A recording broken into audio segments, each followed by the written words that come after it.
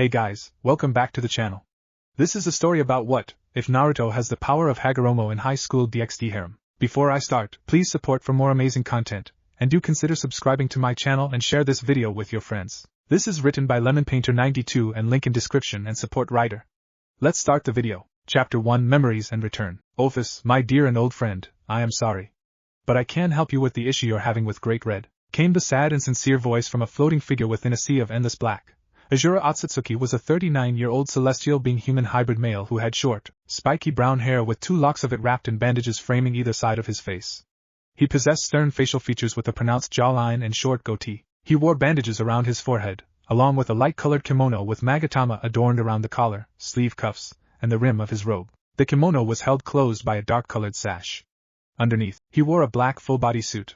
Under the man's folded legs were 9 pitch-black spheres known as truth-seeking balls in a ring formation. The incredibly destructive objects in a safe standby mode were being used to levitate the son of the Sage of the Six Paths. The objects in question being capable of turning anything, be it energy or physical matter, into nothingness.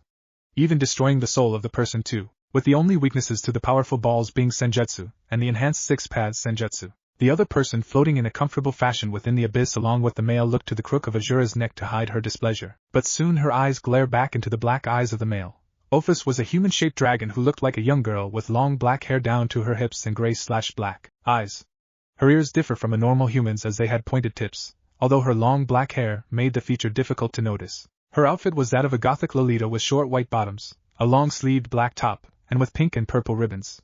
"Why can't you help me reclaim my home in silence?" she calmly asked of her dear and worthwhile companion, the one person who she could say was a near equal to her in raw power, excluding his usage of truth-seeking balls in Azura mode, and her going all out. "As much as I would love to help you regain your home, I can't come with you to sort it out. My brother, Indra, has been sighted moving towards the land of ancestors, fully intent on destroying Nishu and myself with his more weaponized variant known as ninjutsu."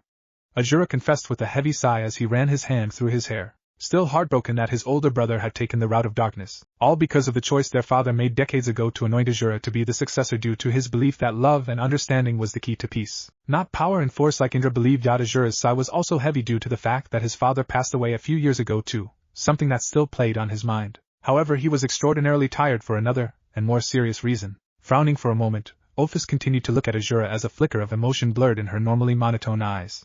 "I could kill Indra for you?" she inquired as a negative feeling built within her stomach. A horrible thought of Azura dying screamed through her mind for a moment before she casted it aside. But the thought didn't go away. She felt the urge to tear through the barrier between Earth and Gaia, all to protect Azura. Shaking his head at the suggestion, Azura smiled at his dear friend before he answered the genderless dragon in the form of a young girl.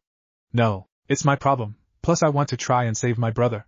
While he may be my enemy, I love and respect him. I want to end the feud with him, return him to father's philosophy and teachings, to help him understand that you can accept love and people's help to bring about a peaceful future. Not the force of power to maintain order and rebuffing help from others," he expressed firmly and with conviction. However, hiding the truth, since he knew that Indra had perfected an ability that Azura too had now managed to finalize. But also he didn't want Ophis to be caught in the crossfire, as he cared greatly for the dragon. Momentarily looking away from Azura's eyes to gaze at his chest, Ophis turned her eyes back to the man's ocular orbs. The human dragon's core filled with curiosity and worry for a moment before pushing away the strange emotions. While Azura was helping her understand and portray emotions, the emotionless being born from the dimensional gap still struggled and found them uncomfortable at times. "Why would you go so far for someone who hates you?" she asked quietly as her eyes glare into the tender and warm eyes of her near equal. "Because he is my brother, my friend, my precious person." "Ophis, when you have someone precious to you, you would do anything for them. You are precious to me, Ophis, and I must be precious to you too, since you even offered to destroy my brother," the son of the Sage of the Six Paths said sagely before ending with a gentle smile and chuckle, since he had picked up on the sharpness of Ophis' words from earlier. The Ouroboros dragon, Ophis, looked away for a moment into the abyss, a warm sensation tickling her cheeks as they reddened for a moment. A strange sensation of embarrassment and happiness made her strangely high and euphoric before she relaxed and returned her straight gaze to Azura, cocking her head to the side in an adorable manner. "Precious people, Someone who you would take on the world for? Someone who you love and would protect?" she questioned knowingly, as she had heard Azura speak about that once or twice. Azura nodded with a big grin. "Yes. I fight to protect the people who I have befriended, you, and my still-growing family," he explained as he used his creation of all things technique to create a cup of green tea in front of him, whilst creating a cup of sweet tea for Ophis. Knowing that the dragon god loved sweet things. "Thank you?" the human-shaped dragon praised as she drank the tea down, enjoying the sweetness of it as it filled her core with warmth. Speaking of which, how is your family? Didn't you tell me your wife was pregnant with another child? Ophice quizzed, recalling that from their previous conversation a week ago. Yes, Kana gave birth not long after we last spoke. We had our 10th child, a daughter this time. Azura explained with a laugh as he recalled how his hand was nearly broken once again through the actions of his wife, missing the attempted dumbfounded expression on Ophice's face upon hearing that. Shaking her head at the announcement, and returning to her emotionless grace, Ophice carried on with the tete-a-tete by asking the obvious question. What did you name the child, Azura? She queried as she took another sip of her sweet tea. What her dear companion said next surprised her. Ophice Uzumaki Otsutsuki. He replied with a beaming grin before he looked away for a moment with a sheepish expression. We named her after you, my best friend and companion. Touched at the fact that her name was used for her friend's newest offspring, Ophice smiled as happiness danced in her eyes that Azura would do such a thing. She looked down for a moment at her cup of tea in contemplation before returning her impassive eyes and expressionless face to her grinning friend. A brief thought of an offspring from her own body plagued her musings for a second. Thank you, I am surprised. Naturally. She'll be very powerful, I can tell. But your names are strange. Your first and fourth offsprings are called Senju Makuzai Otsutsuki and Sakuto Namikaze Otsutsuki respectively. But from what you've told me, those two inherited your powers more so than your other children? Does Ophice Otsutsuki follow those two as well? She investigated, since the Ouroboros dragon remembered Azura mentioned that Senju inherited Hagoromo's and Azura's body, granting him a powerful life force and chakra well, a fast recovery time, and inherited wood release. Whilst Sakuto gained an intense affinity to wind and lightning, a bizarrely high natural speed that blew everyone away with his dubbed swift release, a larger-than-average life force, a more attuned brain, and sharp eyes. Well, Ophice Uzumaki Otsutsuki hasn't got shape-shifting like you do. However, we know that she's incredibly powerful, and even has abilities we've never seen. Azura informed her, because he knew Ophice had the appearance of an old man on Earth due to her changeling nature. She also has the body, and an even more powerful life force and chakra reservoir than Senju. We've also discovered that she ages slower, can recover from exhaustion with much greater efficiency in short periods of time than nearly everyone, can quickly heal herself, has a unique sensory ability along with a suppression ability to make herself invisible, and can make adamantine chains. But also she's taken after my own dad in one regard from what we can tell, her special chakra. The Otsutsuki elaborated with faint awe, however his voice was mostly laced with concern, something that's more noticeable towards the end of his speech. Frowning for a moment, Ophice quickly came to the realization behind Azura's final words. Jinchuriki. Her body can contain a tailed beast, like the ones Hagoromo Otsutsuki created upon sealing the Jubi away. She answered in the form of a statement. Of course she knew the story of Hagoromo's battle with the Jubi, having heard it from the man himself when he visited on the rare occasion prior to his death. After all, it's not every day you hear of someone battling a being of that caliber for days on end, defeating it, stripping it of all its power to create a new series of tailed beasts, and then sealing the husk of the Jubi in the sky and wrapping its body in the newly formed moon that now orbited Gaia. Azura nodded solemnly, as that was one ability he wished wasn't passed over, since part of him feared that the tailed beasts would be used as weapons of war, and in a manner like that of his father in which the chakra entity was sealed into a person so they can be used to destroy countless innocents by using the tailed beasts' power. I feel like a failure, as much as I've tried to spread Nishu and its chakra to connect people's spiritual energy so that they would understand one another without even talking. I think that people are slowly using and perverting it into ninjutsu like my brother, he vocalized with a depressed tone as he looked downwards, ashamed that he wasn't able to do more to stop it. You can't help people, Azura. You can only do so much, but most people are imbeciles who only think for themselves. You are an exception to the army of idiots, with your own pure heart and soul. You even broke through the barrier between your world and mine to try and spread the understanding of peace and love over power and force, Ophice stated bluntly and with honesty as she scrutinized her dear friend. Having recalled that many years ago, Azura used his Azura mode to accidentally break through reality, ending up on Earth confused, until Ophice appeared before him. And in true fashion, Azura tried to unite Earth using the same philosophies as Nishu, just broadening the differences with abilities. Heck, he created swords that had been dubbed as holy, and another system known as the Sacred Gear system during his stay. The infinite dragon god then noticed the exhausted state of her friend. Are you still tired after dealing with the problem on Earth, and faking your death? She probed indifferently, but in truth she was worried. Azura Otsutsuki sighed tiredly and looked back to Ophice with a nod. Yes, but I don't think the thousands of seals I used on the extremely powerful being will hold it forever. At best I made a short-term solution, but that alone was extremely taxing on my body. While my body and powers may exceed that of my father's in some areas, I didn't have the power to seal the beast away forever. I even tried to reason with it, but, he explained with a despondent tone, not speaking about how guilty he was about having to fake his death. But he couldn't keep an eye on two worlds anymore, due to the threat of his brother, but also his responsibilities as a father to his own children. Ophice nodded. Although she didn't have to worry about the threat of 666 for a while, she would need to address it eventually. However, Azura's views of uniting people for a common goal rung in her mind. Maybe she could use that practice in her own way to deal with Great Red, and then later 666. She'd have to think more on that later. She was then startled by an unfamiliar action from Azura, as she felt his arms wrap around her in a comforting and warm embrace. She looked at the taller male in confusion before poking him. "What are you doing?" the dragon god requested awkwardly, as a warm sensation built up in her chest and on her face. "I'm hugging you, Ophis. You are my best, and my most loyal friend. You've been there for me in my depression, in my times of need. I know you find it tricky to interact with people for prolonged periods, but I am thankful that you try your best in the unfamiliar situation. I've enjoyed our meetings and chats. You have been a brilliant companion to me. I'm glad you're my friend, and I shall always be your friend," he confessed to her strongly as he continued to hold her in the hug. Azura then felt Ophis unsurely hug him in return. He smiled at her, trying to break through the countless years of emotionless solitude, just to hug him back. "You are my first friend, Azura," the infinite dragon god admitted wholeheartedly in return as the two floated in the embraced position for a long while. Eventually the hug ended as Azura pulled back from her, unwrapping his arms in the process. "I must go now, Ophis," Azura said as he began using his six-path Sage Mode/Azura Mode powers to send his body back to Gaia. His clothing exploded a brilliant golden/yellow/white holy light with black Magatama patterns and lines across his clothing, with a black circle on his forehead. His skin the only part of his body not covered in the power. Ethereal forms of 12 angelic wings grew behind him, along with a halo above his head, as his truth-seeking balls glowed purple. "I understand, Azura. I will see you next time," Ophis returned with a small smile as she looked to her friend. Pausing for a moment, Azura grinned in response, but it was a sad smirk. "Goodbye, Ophis. And remember, don't let hatred and despair grip you in the coming days. I wish you luck," the successor to the Sage of the Six Paths declared before he flickered away into dust, leaving the micro-dimension he created. That was the last time Ophis ever saw Azura in that form anyway. Centuries later, in a wooded, small and cozy park on Earth, a group of people were watching their kids play in a fountain within the path grounds on a late summer evening.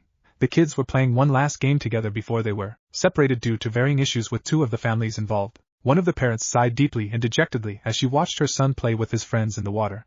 "I'm going to miss this so much. There must be something we can do. Our time is almost up." "It's not fair," she explained sadly as tears threatened to break at the bottomless feeling in her stomach.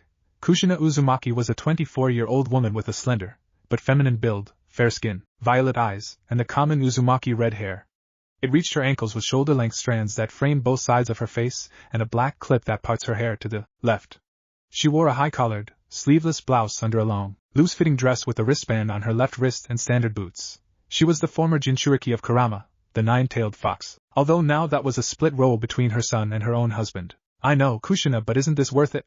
At least we were able to spend time with our son before we both die. I know it isn't favorable, but the Shinigami I summoned using the dead demon-consuming seal allowed us to spend so many years with our son in the nearby realm of Earth. Something we might not have been able to do on Gaia due to the shinobi way of life. Our Shinigami is already breaking Kami's rules by letting us live when I'm supposed to be in his stomach, and you in the Pure Land," he reminded, equally as down and agitated as his wife, but he had come to accept it. Anything to see his precious son before he was forced to spend eternity suffering inside the Shinigami.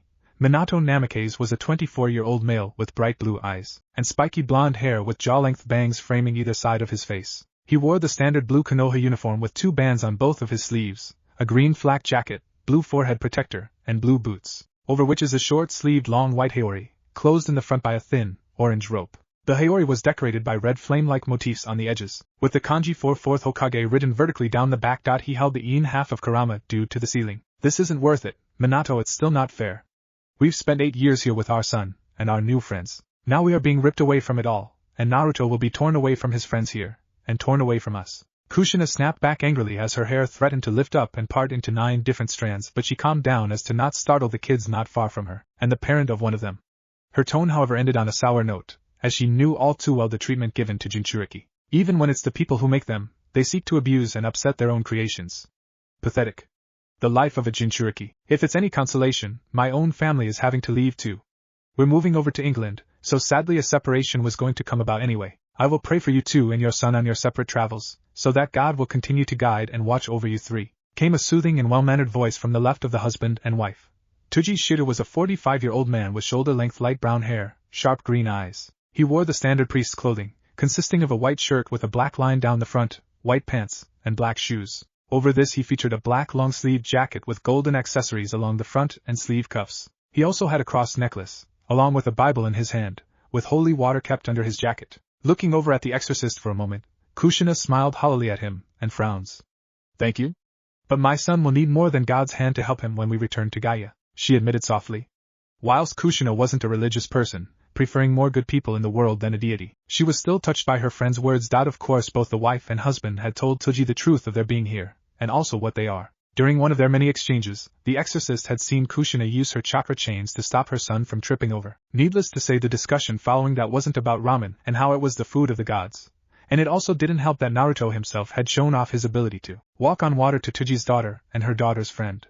Something that the two kids quickly promised to not reveal to anything or anyone else. But the exorcist still welcomed the family with welcome arms, and allowed them to not hide their true selves whilst in his presence. And although he was put off with the shinobi world due to the violence and constant hurt of people being used as weapons, he came to respect Kushina and Minato due to their more peaceful and respectful methods and ideology.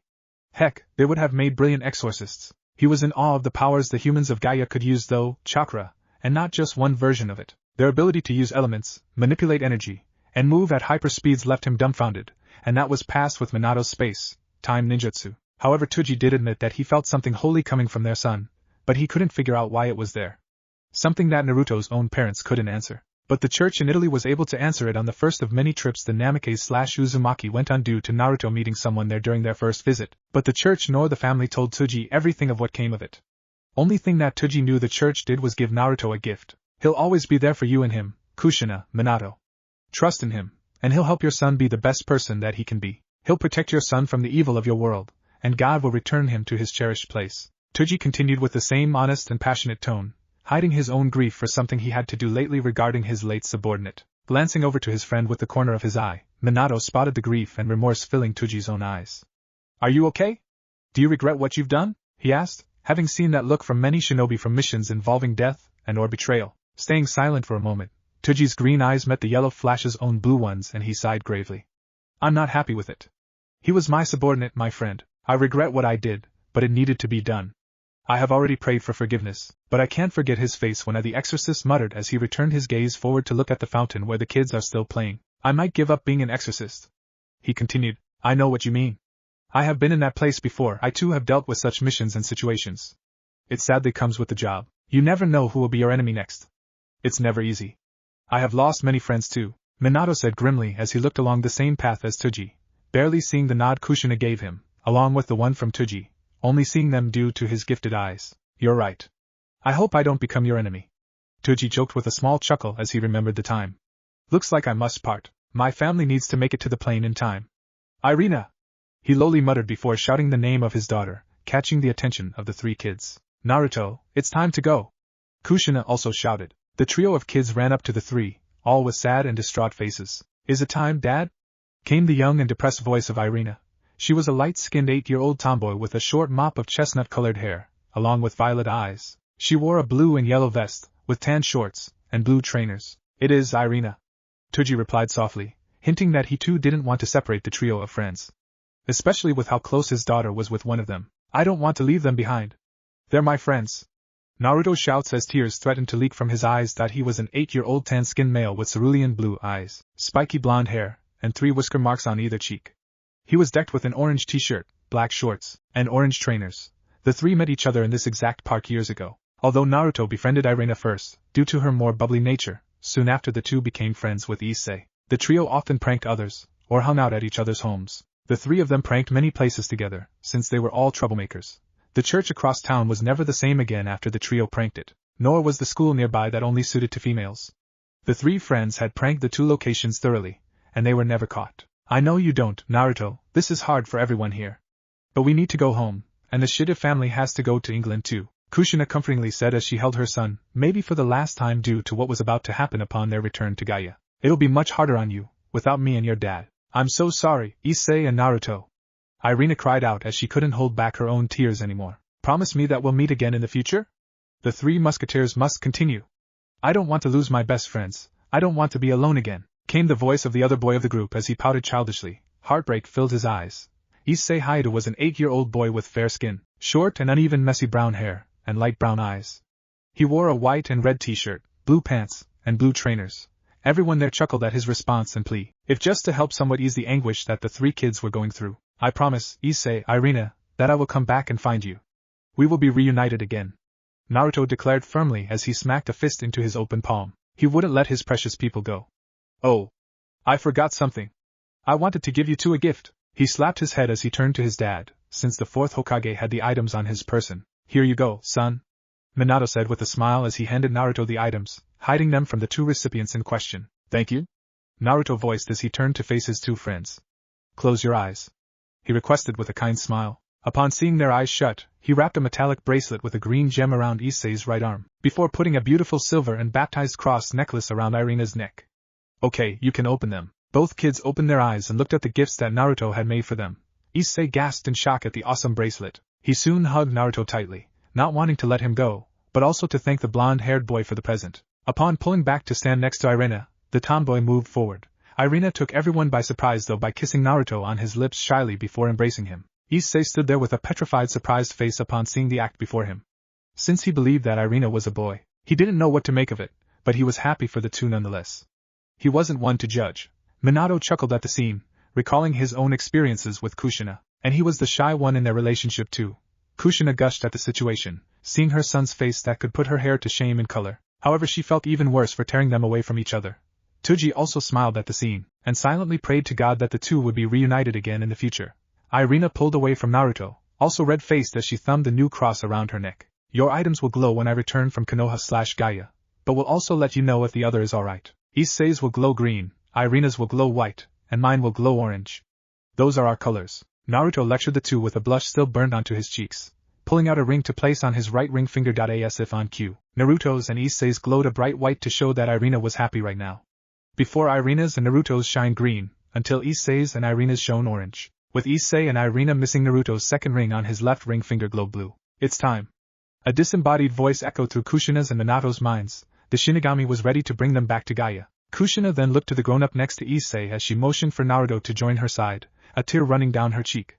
The man next to Issei was Gora Hayato, a 39-year-old who had fair skin, with short spiky brown hair, and dark brown eyes. He also wore glasses, along with a white office t-shirt and black pants, finished with black shoes, since the older Hayato didn't know of the Namikaze/Uzumaki family secret, and also of Tsuji's issues with the supernatural. Kushina distracted the man using the oldest trick in the book. She pointed to the sky and shouted, "Whoa, look at that! Those clouds are shaped in the form of a woman's breasts," she exclaimed, making the people who knew what was really happening chuckle or sweat drop at her antics. As soon as Gora's attention was diverted, the Namikaze/Uzumaki and all their features turned a cyan blue as their bodies were being slowly beamed away to their home world of Gaia in the Gaia realm. Tears ran down the cheeks of Kushina as Minato looked on with sorrow. Naruto smiled brightly at his two friends. "I never go back on my word. I know we'll meet each other again in the future. Maybe not for a while, but I promise. And I don't break a promise," the smaller child bawled out as his body started to disintegrate alongside his father's and mother's. Issei and Irina grabbed Naruto's hands tightly, tears now decorating their faces. "Promise me. For better or worse, we will still be friends," Issei declared strongly, as his hand inched to Irina's own spare one and clasped it. "Yeah." Irina agreed as she looked on, firmly gripping Issei's hand. Naruto smiled a wide and foxy smile, a true smile. "We will," he chimed. "And I promise to find you again. Blue, I know our goodbye was rough, but we made a promise, and I will keep my end of it." Then the family of Namikaze/Uzumaki flickered away into small balls of light, leaving the solemn group behind in the park, before they too dispersed and went on their separate treks. Years later, in the micro-dimension between Gaia and Earth, a grown-up Naruto Namikaze/Uzumaki floats unblinking in the abyss, seemingly unconscious. The wounded 16-year-old has long and shaggy red hair with jaw-length bangs framing either side of his face, similar to his father's, and still has the whisker marks along with the brilliant blue eyes. He wears a ruined black and orange slim jacket, with a long black headband for his forehead protector, black pants, along with black ankle-reaching boots that have red leather straps. In addition, he wears fingerless black gloves wrapped in red leather straps. On the back of his jacket is the Uzumaki clan symbol. He wears mesh armor underneath his jacket, and he still wears the rings. He is beyond tired, hungry, thirsty.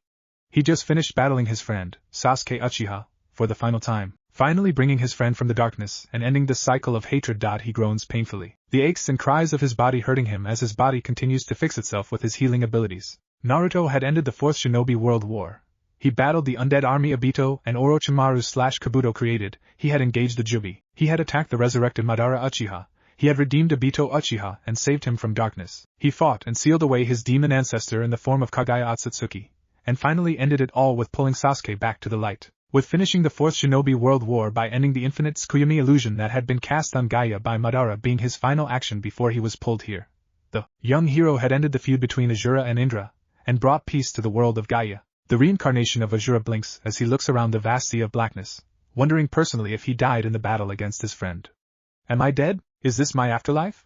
Naruto speaks tiredly, not moving an inch so his body can continue repairing itself, and so that his chakra can regenerate. The Uzumaki Namikaze Senju hybrid, since Minato was a mix between a Namikaze and Senju, thinks back on his life for a moment. I lived a great life, I guess. I mean, I should be older, since I spent 8 years on Earth with my parents before were forced back to Gaia and I was reverted to a baby and then had to live 16 years without the love of a family. In the cold village of Konoha where I was either ignored, bullied, or pressured into being a weapon, I saved my world, redeemed and saved many people from the path of darkness, yet even though I could have, I never broke a promise, and I never hurt the innocent, and I never became something that I wasn't. I never let those three out of my mind. I still remember my closest and truest friends. Issei, Irina, Blue, I hope you three are still well, wherever you are. I just wish I could have seen you three one last time before moving on to the Pure Land. He thinks to himself heavily as he sighs, partly wishing to take his last breath so he can move on and maybe reunite with Issei, Irina, Blue, and his parents in the next life. Naruto, can you move? Booms the familiar deep voice from within Naruto's mind, the voice of his oldest companion, Kurama?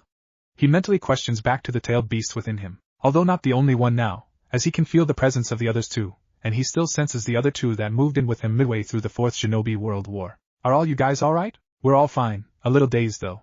Kurama articulates for everyone within Naruto's body with its own deep voice. Answering for Zero Tails, Shikaku, Matatabi, Isabu, Son Goku, Koko, Saiken, Chomei, Gyuki, Kurama itself, and the Kurama clone. 1 minute most of us were stuck in the planetary devastations your friend trapped us in. The next we were all pulled into you as your body was yanked through a vortex. And well, here we are, in this micro-dimension that Asura created by accident years ago. It continues with a yawn, wishing to fall asleep so it can regain the power it lost during the battles against all the impure world reincarnation forms, the controlled Jinchuriki and their tailed beasts, Obito, Jubi, Madara, Kagaya, and Sasuke, something that all the tailed beasts, and Naruto, also want to do. So Asura made this? Can we leave? I don't feel like floating in an abyss for the rest of my long life, you know. It'll get really boring, since I might end up living forever with how potent my stupendous life force is, and I age much slower too. Plus with the regeneration, Naruto comments out loud to himself. He can't be bothered to use the creation of all things technique to build everything for him. He doesn't want to be the god of some place. Plus he might go a bit crazy if the only people he talks with are the voices in his head, even if they are good company. Ah, thank you for that. Sounds the more female and sultry voice of Matatabi, the fiery two-tailed Bakuniko Nikomata Nekushu mix, glad that her new Jinchuriki is content with all of the tailed beasts within his body, although the ones made by Hagoromo will have to get used to the Kurama clone, the strange fox-dragon Hydra hybrid created by Kabuto that was fused with the Spear of Heaven and Sezuri to complete it. How do we get out of this place? Naruto nearly demands as he flips his body into a standing form instead of floating on his back. Figuring out the positions of both Earth and Gaia within the micro-dimension, Kurama looks towards the closest point of Earth, seeing how he heard Naruto's pleas to return to that place once again. Turn right, then use your 6-path Sage mode. You won't need your Asura mode to open the bridge to the near realm, as you're much more powerful than Asura was. Even without us in your body, Naruto, the lighter-furred Nine-Tails orders, before complimenting its host with pride and honesty. Having watched Naruto grow into a wonderful person, and with the largest heart it has seen, even larger than Asura's and Hagoromo's own. And that's saying a lot. Naruto nods with a beaming smile upon hearing Yang's words of inspiration, blushing faintly at the praise. Reflecting on his universal understanding of chakra and all its abilities, he soon finds the ability to open pathways. He then opens his right palm to show a pure white circle, the 6 paths Yang power. His eyes turn yellow and his pupils take on a cross-like shape. His body now bolstered with the 6 paths Sage mode, the form before his Asura mode, Naruto uses what chakra he gained back, and some from the tailed beasts, to open a doorway to the world beyond. However, due to his exhausted state, he falls out of his 6 paths Sage mode form and pants heavily. The door remains open but soon starts to pull back on itself. Move!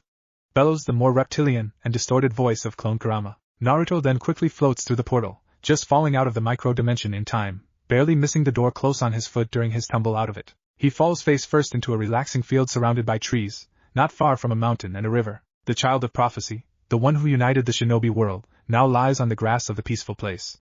Fucking hell, he groans out, sighing faintly not long after upon feeling a lovely breeze caress his form.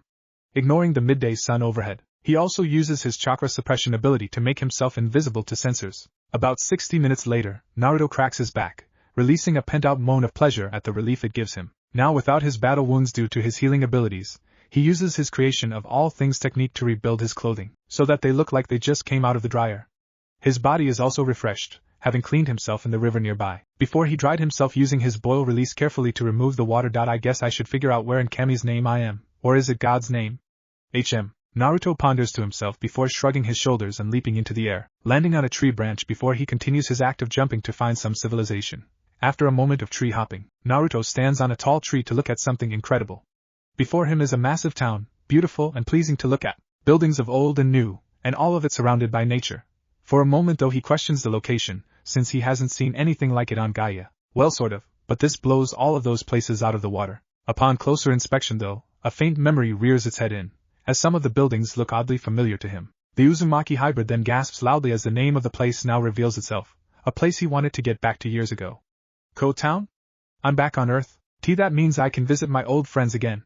Issei, Irina, I will find you both. I promised you years ago that we would meet up again. He looks down to his ring, seeing it flash green and white in surprise almost at his sudden arrival. I hope I will see you too, Blue. He mutters longingly as the ring on his left ring finger glows a vibrant blue. However, then Naruto realizes something. He technically has been missing for 8 years from this place, give or take.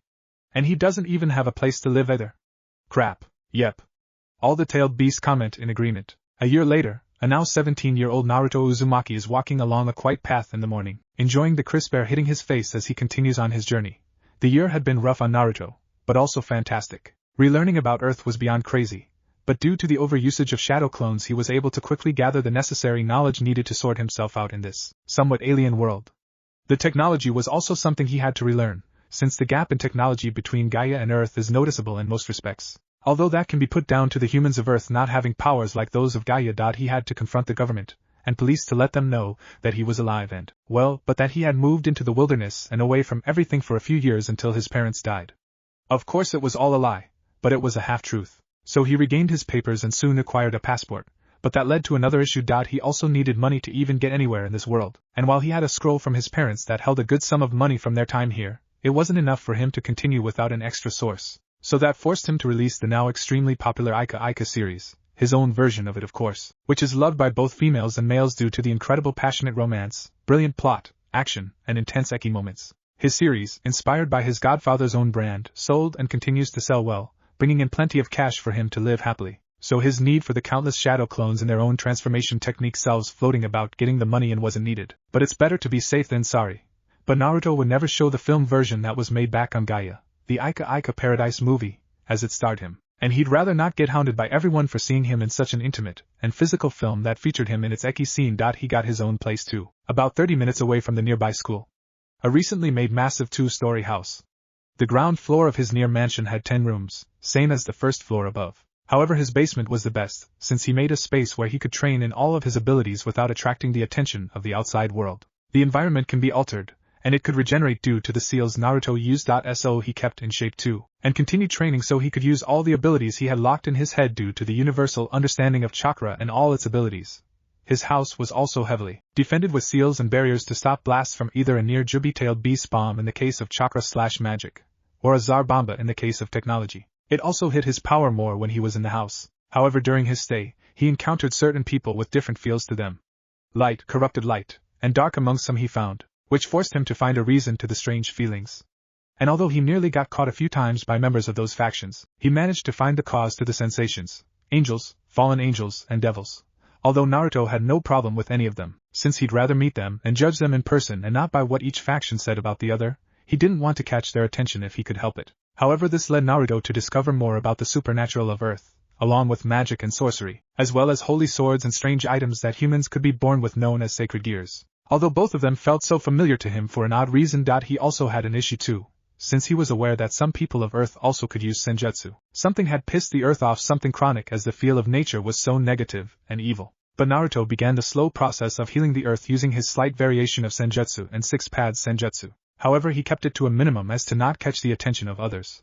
However, from what he learned regarding the people who use senjutsu on Earth, they used it differently, and couldn't automatically power themselves up. They could still be incredibly powerful even though they couldn't directly match the power of magic or light. But their abilities still aren't anything to sneeze at. Their senjutsu had the power to control the flow of life energy. By controlling the flow of ki, A person could strengthen physical bodies or cause vegetation around them to bloom or to wither. Knowing Senjutsu allowed the reading of ki and auras and to spy on the target's state from afar. Disrupting the opponent's ki or severing it could cause direct damage to living things.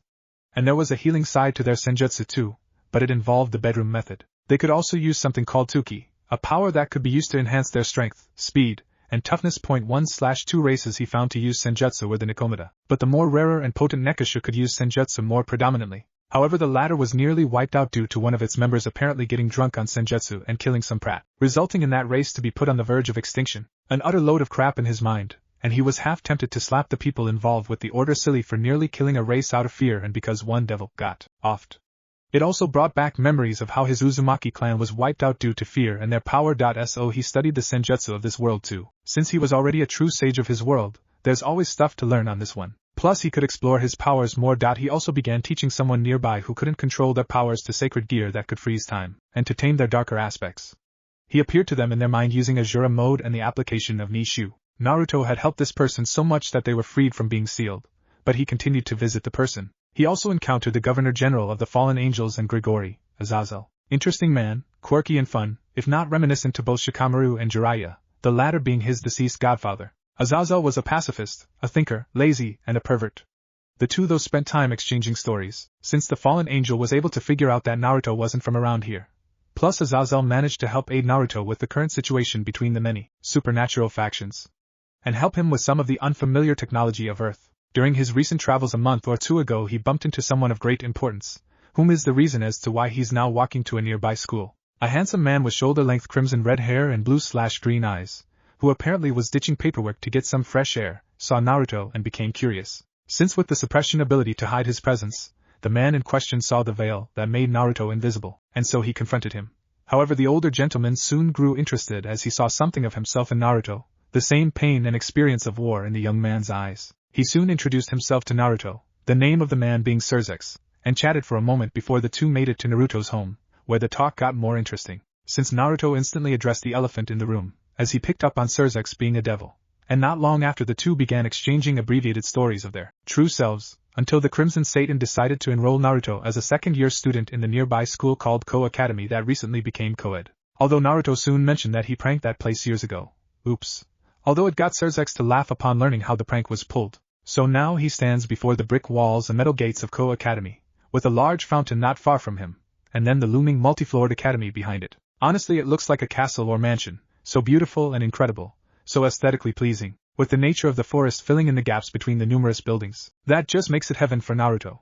The child of prophecy is wearing the boys' uniform for Ko Academy, which consists of a black blazer with white accents, over a white long-sleeved dress shirt with a black ribbon on the collar, and matching black pants. He still wears his black and red boots that reach his ankles, along with the black and red fingerless gloves, and the rings. He also has the blue/green gem necklace Tsunade gave him years ago from winning the bet.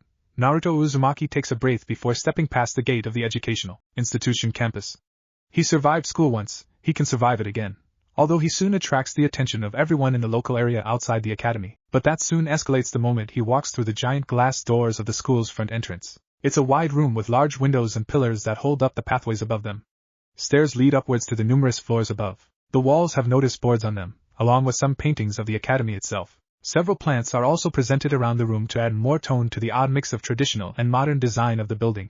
Naruto looks around for a moment along some of the hallways in the front entrance room that'll lead to the classrooms or offices. As he looks towards the piece of paper in his hand to figure out where his room is, his sensitive ears pick up on the comments made by the others. Positive ones by the girls, and negative ones from the boys. Who is he? He looks hot. He looks so dreamy. Do you think he's single? Do you think he's got a big fuck another pretty boy? Should we rough him up? He's going to take all the girls. Great. First Yudo, now him. Damn it. Hell on earth. Naruto mentally cries out as he ignores the blushing and nattering girls, along with the jealous and angry boys. He walks further into the school, smiling brightly at them with his famous foxy smile, until he catches the feel of something above him, a devil presence to be exact. Glancing upwards he sees who it is, and blushes deeply. Holy. That's a devil? She looks more like an angel/goddess. Rias Gremory is an 18-year-old tall female with beautiful white skin, blue/green eyes, and a buxom figure. She has long and stunning crimson hair that reaches down to her thighs with a single hair strand sticking out from the top. Her hair also has loose bangs covering her forehead, and side bangs framing her face. She wears the Ko Academy girls' uniform, which consists of a white long-sleeved button-down shirt, with a black ribbon on her shirt collar worn under a black shoulder cape and a matching button-down corset, a magenta skirt with white accents, and brown dress shoes over white crew-length socks. The devil heiress looks down to the newcomer with curious eyes, however her eyes widen before narrowing when she can't even sense anything from the man. But also when his eyes reach her own, almost like he sensed her. Putting a hand to her ear, she uses her magic to call Kaneko to check him out.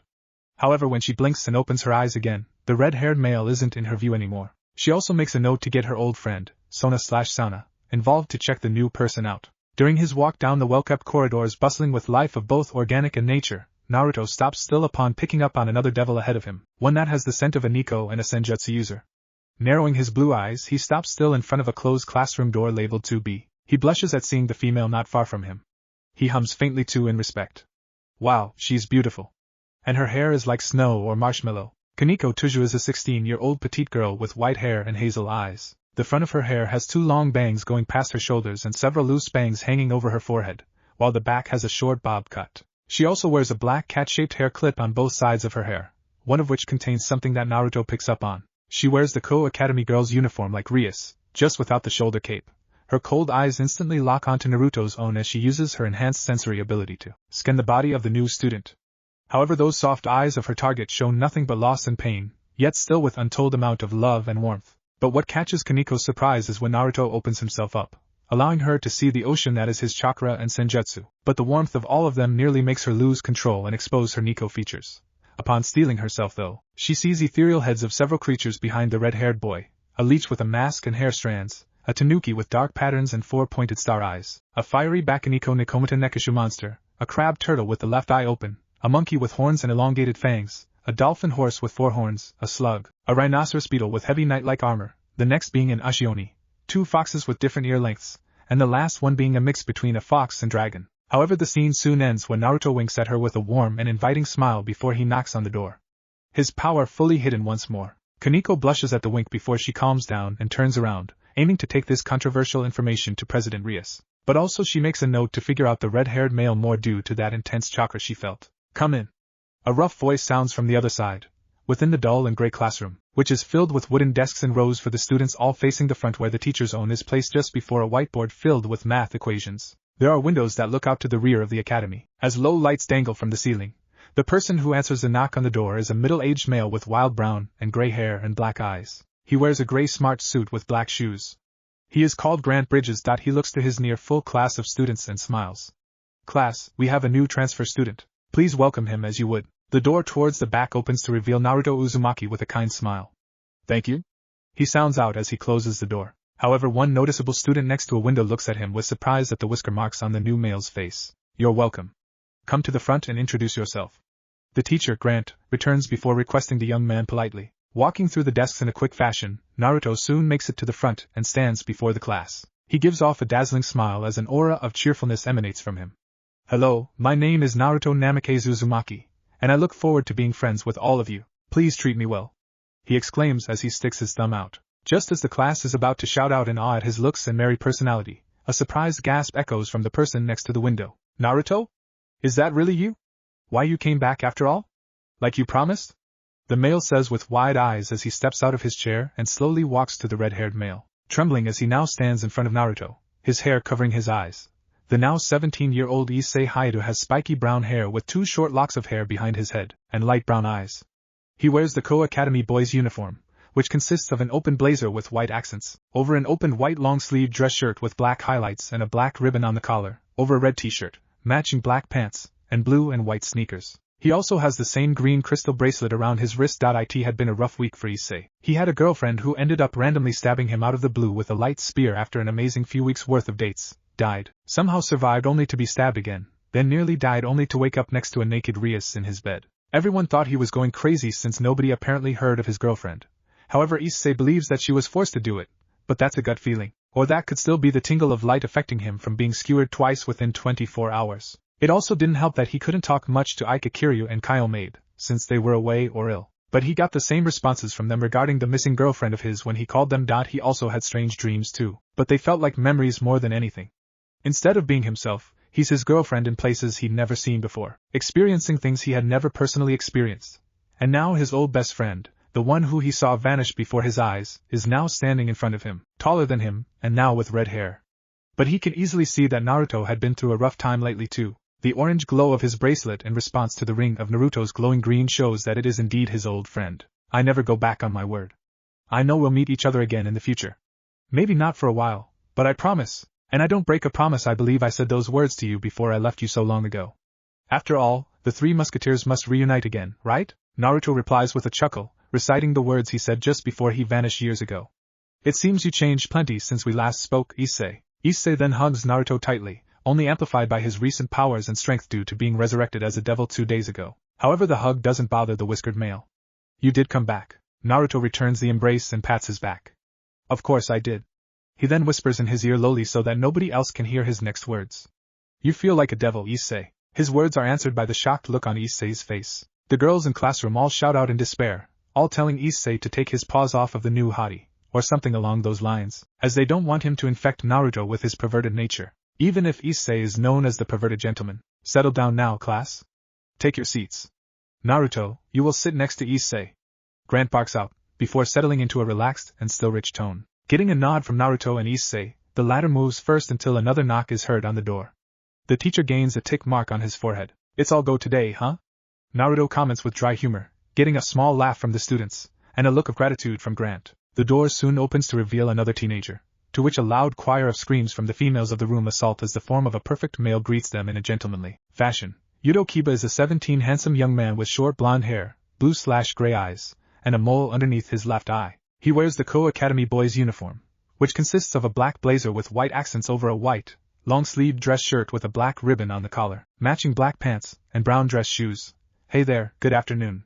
He greets kindly to the females of the room before he spots Issei next to the newest student. Please excuse me for a moment, Yuto says before making his way to Grant, using a silent spell on the teacher so that he can go about his business without issues. He then tries it on Naruto, but to his surprise the spell doesn't even work against the redhead. So Yuto, filling that information for later, smiles and greets Issei. Hello, Issei Hayadu. What do you want? Issei sharply returns, not liking Yuto Kiba too much due to his good looks and popularity with the girls. I'm here on behalf of Rias Gremory. Would you kindly follow me? Yuto requests Issei with the same handsome smile on his face. However, the girls don't like this development at all. Although some are happy and let their thoughts run away at the thought of the gentleman of Ko and the perverted gentleman being in a relationship. He'll corrupt you, Yuto. I will never accept them. God, they make the perfect pair. I want both of them. How about Yuto, Issei, and Naruto? Picking up his suitcase, Issei soon makes a remark to the eccentric fangirls around them. I won't drain him of his juices. Stop spouting nonsense, he mutters before turning to look at Naruto. We'll meet after? Issei quizzes with a smile, hoping to catch up for lost time with his former best friend, hoping that the two will be best friends once again. Sure thing. Although you could have worded what you said to the girls better, honestly. Drain him of his juices, Naruto replies with a foxy smile as he watches Issei leave the classroom with Yuto. He soon takes his seat and the session continues where it left off prior to all the interruptions. Since he studied plenty in his free time during his recent escapades across the town and parts of the world, using his shadow clones to learn, he knows that this will be a breeze. But he still mentally groans at one important fact. He is at school, again. Yay school, maybe he should have ignored Surzex. With Issei and Yuto though, the two are now standing in an older 3-story building hidden within the campus of Ko Academy, a location better known as the Occult Research Club. The club room interior, which was a cleared-out classroom, is a wood-paneled room with Victorian-style couches and chairs along the walls. One side is set up to be able to be used as a bath, and a large Gremory family magic circle is also there to allow teleportation to and from clients. There are chalkboards on 2 of the walls, and 2 notice boards. Also following the occult motif are tables with skulls and candles on them, odd runes on the chalkboard, and Gothic paintings. There are some plants in the room too. Kaneko is sitting on the settee eating sweets, having just finished telling the currently standing and focused Rias what she felt and saw from Naruto, whom leans back on the desk behind her in contemplation. There are 2 other people sat on the opposite sofa to Kaneko. Akino Himejima is an 18-year-old beautiful young woman with a voluptuous figure, very long black hair and violet eyes. Her hair is tied in a long ponytail, reaching all the way down to her legs with 2 strands sticking out from the top and sloping backward, with an orange ribbon keeping it in place. She wears the customary Ko Academy girls' uniform, but with black calf-length socks.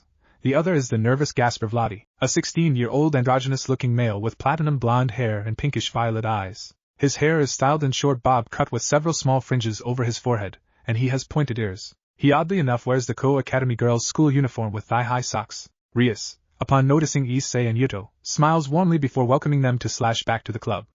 Well, everyone's here now. She then gestures to the couch, silently asking for the two arrivals to sit down. Upon seeing the two take their seats, the red-haired president of the ORC continues from where she left off. We welcome you to the Occult Research Club, but in truth this is a mere facade. Nothing but a hobby. I'll be frank with you, Issei, everyone around you are devils. Startled at the blunt explanation, Issei feels his heart stop for a moment before blinking and retorts with a small stutter and sarcasm. That was indeed very frank. The black-winged man you saw yesterday, and your girlfriend from the day before Yuma, are fallen angels. Once serving God among the angels in heaven, they were cast down to earth and the underworld for wickedness and sin of varying shades. Rias continues with the same serious yet gentle smile and tone, getting a sharp gasp and look of shock from Issei upon hearing his girlfriend being mentioned. Fallen angels try to manipulate humans to destroy us devils. For hundreds of years now, there has been a constant struggle for hell. Not only that, but us devils also have to contend with angels who come down to hunt us. It's a three-way standoff, or Cold War, between the three factions of angel, fallen, and devil. We devils also work with humans in a variety of ways, either through contracts or transforming them into devils too. The red-haired devil further explains before noticing the unsure and confused expression on Issei's face. Are you following me so far? This is getting kind of complicated. I mean, I've encountered people with powers before, but the whole supernatural? Hiding on the world is too complicated for a high school student like me. The perverted gentleman answers whilst rubbing the back of his head, fidgeting at the information overload. Frowning for a moment and slipping the information away for later, Rias grabs a photo and slides it across the table to Issei. Yuma Amano, correct? The one you dated for a while? She was real, there's no doubt about that. A lovely picture, I must confess, you two looked so happy. She's a fallen angel like I stated earlier. The crimson-haired ruined princess elaborates with folded arms, her tone honest as is the smile on her beautiful face. Yet her eyes hold an hidden agenda. Matsuda and Motohama can't remember her at all. Like she didn't exist. Aika and Kyome also don't recall her. Her address, phone number vanished too, but I know they were real. I know she is real. The newly made devil growls out as his body trembles since he felt the whole world went against him when his closest friends, those who he had shown Yuma, couldn't even recall her. Unperturbed against the angry voice from the brown-haired boy, Rias enlightens. She used her powers, in a similar manner to how I used my powers on your parents this morning. The president of the ORC smiles at the boy, knowing that he understands now what happened. She continues upon seeing him put two and two together. Once a fallen angel completes their mission, or in the case of yours when she completed her mission, she erased all trace and memories of her existence from the people around you. Rias Gremory elaborates with a straight face before slipping into a more saddened one. Since even though she's a devil, she cares deeply for people. Due to her own family nature, and because she has spent many years in the human world, her mission then being along the lines of killing you, due to finding out that you have something dangerous in your body. She killed you using a light spear. Issei looks at his hands as the faint echo of the pain runs through his stomach from where Yuma impaled him. Blame God for putting the sacred gear inside your body, that's what she said to me. He shakily parrots the words spoken to him by his estranged girlfriend. Sacred gears are traits and powers that certain humans have. It is said that most of the greatest figures in history possess them. They, at times, have the power formidable enough to threaten devils, fallen, angels, and other members of the supernatural world. Some are known to be able to rival the gods themselves in ability and strength. They were made by God to help enact miracles and unite the world. Aquino herself clarifies in place of Rias this time, a polite look gracing her elegant features as a somewhat hidden mischievous side glints in her eyes. Nodding in agreement, Rias motions to Issei's left hand. Raise your left hand. Then close your eyes and imagine the strongest being that comes to mind. Focus. She orders warmly as she keeps her eyes on Issei. Trying to focus initially, Issei's focus is disturbed by the fact that he can see Rias' black and near see-through thong through her crossed legs. Putting away his inner pervert, he closes his eyes and takes a breath, remembering the calming exercise that Naruto used years ago. He was going to mimic Goku from Dragon Ball, but he goes for an easier pose. He then opens his left palm, the fingers wide apart as he tries to mimic an ability that his friend showed him years ago. Focusing his inner self, his concentration reaching its peak as he struggles with it. A spark of green lightning erupts from his left arm as he raises the hand up into the air above him, like when Naruto created that large sphere of energy years ago. Issei bellows out a cry as suddenly a green gem appears on the back of his hand, along with an incredible fanged and clawed gauntlet of red and gold, dragon-like in nature, and extremely powerful. Looking at the new part of his body, Issei's eyes widen as he inspects it, bringing it close to his face. Whoa, this is so cool. It looks better than the water dragon and the Rasengan Naruto could make with chakra. He comments with astonishment, gaining curious eyes directed to him for that comment about Naruto, with the sweet-eating Kaneko being more interested now. He then makes the gauntlet vanish like it was never there to begin with. Putting away the information about Naruto for later, Rias moves the conversation forward by pulling out a familiar flyer to Issei, aiming to answer his unasked question. An item covered with runes and pentagrams, along with roses, and with the words "We grant your wish" written on it. On the verge of death you summoned me with the last of your will, your desire to see a beautiful woman before your time called me. I in turn resurrected you as a member of the House of Gremory, daughter of Duke Gremory, an upper-class devil. As my servant devil, Issei, she declares with a devilish yet proud smile as sharp black wings shoot from her back, almost bat-like in design. The pitch-black wings aim downwards before arching up. The others in the room stand up and join Rias in her demonstration, with Issei's own appearing just after he jumps out of the chair in shock. I'm no longer a human? Issei thinks to himself in disbelief, the shock of it all wearing thin on his sanity. Welcome, Issei. We will treat you well and help you in this new life of yours. You also won't have to worry about your parents, they'll be protected by the Gremory. But on to other matters. Rias welcomes again and promises with the calm smile as she gets a stack of flyers and places them on the table in front of Issei, along with a demonic-looking device with a red screen that shows a map of Kuo. Devils collect power and money by forming contracts with humans and receiving compensation. Most typically don't draw magic circles anymore to summon us, so we hand the circles out to potential clients/contractors. Since you are new to this, you will need to learn the basics before allowing a familiar to perform such mundane tasks. The devil heiress then leans uncomfortably close to the team, her lips and breath tickling Issei's ear as he stops putting the flyers in his suitcase. Work hard and promote yourself to a high class, and you will get servants for yourself one day. A harem, so to speak, but only if you put enough effort into your task in near future, Issei. She whispers sensually before pulling back and relaxing on the couch, knowing that her words will strike the inner pervert of Issei, his desire. Although that desire is almost universally known as he spoke about it often enough in the academy. As so if they're servants, they will obey me, right? I can do whatever I want with them too, right? Even perverted things? Issei repeatedly questions as his mind slowly descends down the proverbial gutter of perverseness. Closing her eyes and forcing a smile at the antics of Issei, Rias quickly replies to the onslaught of questions. Yes. If they're your servants. She then thinks to herself, we'll teach you how to use a magic circle later, but first you must do 2 summoning requests. They were Kaniko's, but I think a crash course into this life will make you understand this early life for you, correct? Thank you. Kaniko finally says, glancing at Issei for a moment before returning to her sweets and thinking about the newest student and his intoxicating chakra. And with that senjutsu, how has he not gone insane like SHE did? No, I should be thanking you. Issei returns with a bow. He then looks back to Rias. So does that mean I'm getting a contract? Rias smiles and grabs Issei's hand before using her magic to draw a symbol on his left palm. This is a carved seal, proof that you're a member of the Gremory house. Are you ready to do this? Stealing his nerves due to the rush of everything, Issei responds. Not really, but no time like the present? He admits with an easy and unsure smile. Glad to hear it, best be quick on that bike. Also I request 2 things of you. You must call me president during formal settings, and the other being the issue of Naruto. Bring him in when you can. Rias says sweetly before putting her hands on her hips. Since now the devils have an issue in the form of the unknown Naruto. Naruto? Sure, I'll bring him in. The brunette answers with a distraught frown, worried for his recently returned friend. I best be going then, Issei adds as he leaves with a spring in his step. He then leaps out the door in excitement. Yes. I'm one step closer to my dream of being the perverted gentleman harem king, he exclaims in bliss from outside the ORC. Looking at the door for a moment, the group within sweat drops at the boisterous words of their newest member. Well, our newest brother seems enthusiastic? Akino mutters, trying to find the right words to describe Issei. Although she chuckles at him. I'm sure he'll fit in nicely. Gasper adds unsurely, however he is personally sure that Issei will make a fine addition to the Occult Research Club, and the peerage as a whole. He'll make a good member, with the right motivation.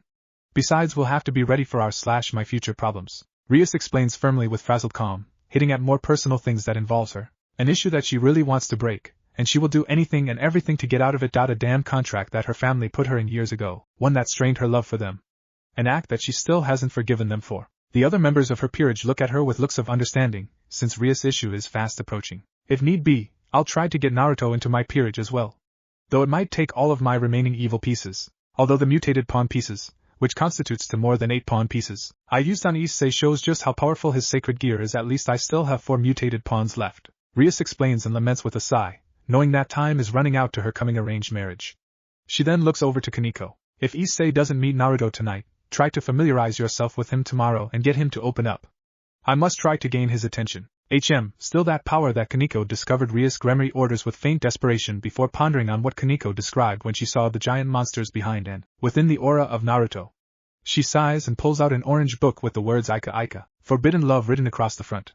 The other members of her peerage also kick back and do whatever, with Akino reading Rias' book too, Kaniko and Gasper reading another book entitled Aika Aika, Vampire Night Attraction, and with Yudo drinking some tea that Akino made, although he too glances at the book that Kaniko is reading. An hour or so later, in the dead of night within the quiet backstreets of Ko, Issei is solemnly walking down the road with his bike next to him, reflecting on his first 2 missions. His first being a failure after bickering with the man over who knew and loved Dragon Ball more. The other one being a strange success since he was able to pull off dressing like a magic girl well enough. The image of him and the male dressing up and posing as magic girls is a memory that he will never be able to chain up in the darkest recess of his mind and forget. Part of him is super annoyed that he wasn't able to hang out with Naruto this evening, but strangely enough he kept and keeps feeling someone with slashes watching him. It started when he left the ORC and it still hasn't lifted. He stops still for a moment and clutches his head, getting a vision/memory again. Him as his girlfriend again in a strange place with lakes instead of oceans, and meeting with some older male with two-toned hair. Issei shakes his head before continuing. What a night, Issei grumbles out tiredly before a sense of foreboding fills his being. The sky becomes a crescendo of purple and blue as the shadows in the area grow. That feeling? It's just like last time. Huh? He turns around and looks towards an approaching figure. Miss Calawarner? Are you okay? The devil boy smiles at her, since she is one of the teachers from his previous school that he liked and actually listened to. It didn't help that she is a beauty and is nice to chat with, if not a bit arrogant at times. He still meets up with her now and then too, when he needs help with schoolwork, along with another student of Calawarner's called Middled, a younger female who Issei also gets along with. Hey Issei. What are you doing out at midnight? Calawarner is 24-year-old tall and buxom woman with brown eyes and long, navy blue hair that obscures her right eye. Her attire consists of a maroon, trench coat-like top with a wide collar, a matching miniskirt, and black-heeled shoes. The trench coat top is open at her chest, giving view to her breasts and cleavage. She also wears a gold necklace around her neck, one that Issei had given her. She appears to wear a white shirt underneath her top, but it can only be seen from the bottom. She is close to Issei, having taught him for many years as a personal tutor before he moved into the school ranks at the other school across town. In her most frank opinion, Issei is an attractive and fit male specimen. Honestly, she also wanted to rob him of his virginity the moment he turned 16 and ride him into oblivion, but that didn't happen due to a mission she was given. And annoyingly she wasn't given the mission to get closer to Issei like Rainer/Yuma was, but she still would get closer to the brunette. I was just handing out flyers for a club I'm now involved in. Mississippi, Issei answers respectfully as the ominous feeling only increased and didn't ease. Is she a fallen? You look rough, Issei. Are you alright? Calawarner probes more as she stands in front of the shorter brunette male. However, she instantly picks up on him being a devil. What? When did that happen? Sighing deeply, knowing that he can't lie to her, as she can easily pick up on any form of lie, he explains to her what's been happening. Well, I had a girlfriend called Yuma and dated her for 2 weeks before she ended up stabbing me 2 days ago. I survived, then got stabbed again yesterday. My first best friend reappeared, and now I'm in a club handing out flyers. This week has been utter shit so far. I haven't slept well in days now because of the nightmares of Yuma stabbing me keep me awake at night. Issei cries out, his body trembling at the rush of negative thoughts. The feelings of despair, inadequacy, and fear fill his thoughts as he just wants to scream to the heavens about how unfair and unjust it all feels. He is then brought into a tight embrace by Calawarner, his head ending up between her generous assets, causing an immediate reaction throughout his body, 2 places on his body more so.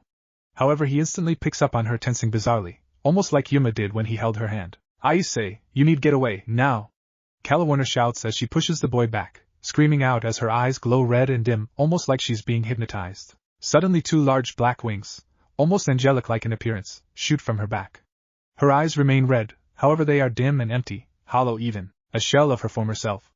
Calawarner's eyes lock on Issei's own as she hastily creates a golden light spear and chucks it towards the even more heartbroken and depressed boy. However, Issei jumps out the way in time, his palm open to show the Gremory family seal. The appearance of it shocks Calawarner still for a moment, allowing the brown-haired teen to climb back to his feet again as his watery eyes look to yet another precious person, attempting to kill him. This can't be happening. Did I piss God off so much that everyone is trying to kill me? He mentally cries in anguish, however he grits his teeth in pain upon mentioning the name of God. And no, I won't die here. I will make my promises a reality. I made a promise to my best friend. The older fallen angel tries to fight the oddness of her body, but fails quickly as something glows on the back of her neck with a sickening shade of black. She creates another light spear before jumping into the air. A member of the Gremory? All the more reason to end you, she screams before she throws the corrupted holy light with deadly accuracy. Sorry, Issei, refusing to die here now and cross into the next life. Issei screams out as green light explodes from his left hand, the familiar gauntlet appearing once more in conjunction with his devil wings. He then fires an omnipotent beam of green light towards his now twisted ex-teacher, destroying the light spear and hitting Calawarner in the process. But the beam doesn't hurt the fallen angel, instead it destroys her clothing in an almost dazzling display, showing Calawarner's birthday suit for the realm of night to see. The gauntlet wielder looks down in awe at the weapon, before looking to his now nude ex-teacher, only to bleed from his nose at the incredible sight. As sacred gear? I must end you now. Calawarner yells. She primes another light spear, only for a voice to stop her. I wouldn't do that, you flying sack of feathers, comes the voice from above. Standing on the streetlight is Naruto himself, his eyes sharp as his right hand is outstretched with a green/blue swirling sphere of intense energy hovering over the palm, the sphere being orbited by 3 smaller ones. Try it, and you'll see just what a planetary Rasengan can do. I don't have time for this. I should notify him before coming back to kill you, devil. Then I will kill you, human, the fallen angel snarls out before she quickly blasts away at high speeds out of the area. Thank you. The bubbling sky and sicking feeling vanishing too. The only evidence of her being there are the pieces of shredded clothing. However, the red-haired child of prophecy notices a black seal on the base of Calawarner's neck, causing his eyes to narrow in suspicion. Naruto then banishes his violently rotating chakra spheres before suddenly appearing next to the tense but happy Issei. You keep finding yourself in all sorts of situations, don't you? And I thought my luck was bad when it came to people hunting my ass. Naruto jokes as he pats the similar-sized teen's back, before removing a fragment Calawarner's broken brow from Issei's shoulder, chuckling at the blush on Issei's face because of that. Hello to you too. Issei returns sarcastically with a smile. He then drops his mood and hugs the redhead, quivering in distress. What's going on with everyone I care about, and Naruto? First my girlfriend kills me, and then my former teacher tries to do the same. Did I do something wrong in my life? He shouts, tears welling up in his eyes, but he tries to keep a strong front for his friend. Don't be silly, Issei, Naruto says soothingly as he holds him softly. You didn't do anything wrong, but listen, I think something is controlling Calawarner, and I believe it could be the same with your girlfriend too. Think to what happened just now with your teacher. She was alright until when? The redhead questions, hoping that the destabilized Issei will connect the dots. Well, with Yuma everything was going well for the 2 weeks we dated, however she felt different on the final day. The day I was stabbed she tried not to make physical contact with me, Issei realizes with a startled gasp and choked breath. His eyes widening as he comes to the answer. You are correct. Just now I saw a seal on Calawarner's neck. I think someone put a switch on both her and your girlfriend to only change and tried to kill you should they touch you. I think someone is trying to kill you, maybe for that sacred gear you have. Naruto explains, seeing as all the dots connect to that conclusion, especially since how the fallen angel reacted to Issei's gauntlet like it was the next plague. Which is strange, since Azazel loves these things. Just remember that not everyone is bad, I see, not all fallen are evil. I mean, there are some devils I've encountered that are almost angels with how nice and kind they are. Seriously though, the stereotypical devil apparently likes sacrificing virgins and wants to enslave/destroy all of humanity. But you and those from Ko Academy haven't done that. But alas, I've met some bastard devils too who I destroyed without mercy. What I'm saying is, don't judge a race or group by the actions of 1 or 2 people. Your girlfriend and teacher still love and care for you, and we will save them. I promise, Naruto declares to him with intense passion and conviction. Staying still for a moment, and digesting the words of the now red-haired friend of his, Issei soon pulls away from Naruto as he realizes their close proximity, an embarrassed blush burning across his face. Sorry for hugging you, and thank you so much. He clears his throat before remembering something. Naruto, listen, I was asked to take you to Sirius when I encountered you next. So, can you follow me to the ORC? He borderline begs, not wanting to fail another task given to him by his president. Since he's failed one and now pissed off the fallen again, sensing something behind him, Naruto smirks and shakes his head. No need. Since the party is here, he says before turning around to face all the members of the Occult Research Club in all their glory. Naruto then waves cheerfully at them. Hello? Although he blushes faintly at seeing Akino there. I swear to God, most of the peerage sweat drop at the casual response, with Akino giggling at the cheerful innocence of the red-haired boy. Before Rias can greet the strange male, Gasper quickly runs and jumps towards Naruto. Seijin Ayu. He shouts before hugging the redhead tightly. Naruto looks at the younger cross-dressing male and pats his head. Hey there, time skip Gasper. Good to see you outside of your mind. The true sage smiles at the boy. Has everything been well with you? He gets a rapid yet shy nod from the smaller male. Rias looks on with the widest eyes, discovering that the spirit that Gasper said had helped him control his forbidden Bellevue sacred gear is the same person who she is, contemplating getting into her peerage. Why, you're the one who helped him? How did you do it?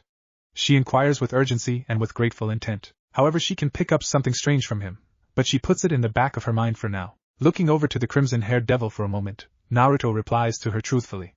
I used Senjutsu along with Nishu. I found him using a version of Sage Mode by tracking sadness and worry through the plants and world. Then I used Nishu to connect to his spiritual energy and appear in his mind. From there I kept working with him to control his time powers, since all power can be controlled and practiced through sweat and hard work. It took a while, but Gasper was able to control it. He informed the heiress with an inviting smile that speaks nothing but good intention. You guided me, Naruto. Gasper mutters shyly with a nervous smile. But you did all the work. Naruto argued humbly, since it was all Gasper in the end and how much dedication he put into training that paid off. Naruto is then caught off guard when Rias jumps at him and embraces him tightly, causing him to blush as her body presses against his. He somehow wraps an arm around her too, with poor Gasper being smushed between them. The smaller boy suffering though causes Akino to chuckle almost sadistically. Thank you for helping my family member. Rias confesses, showing genuine care and happiness because now her family can all roll out and spend time together. She then pulls back and coughs into her hand with a faint blush. I can't tell if I should be proud or jealous of you, Naruto.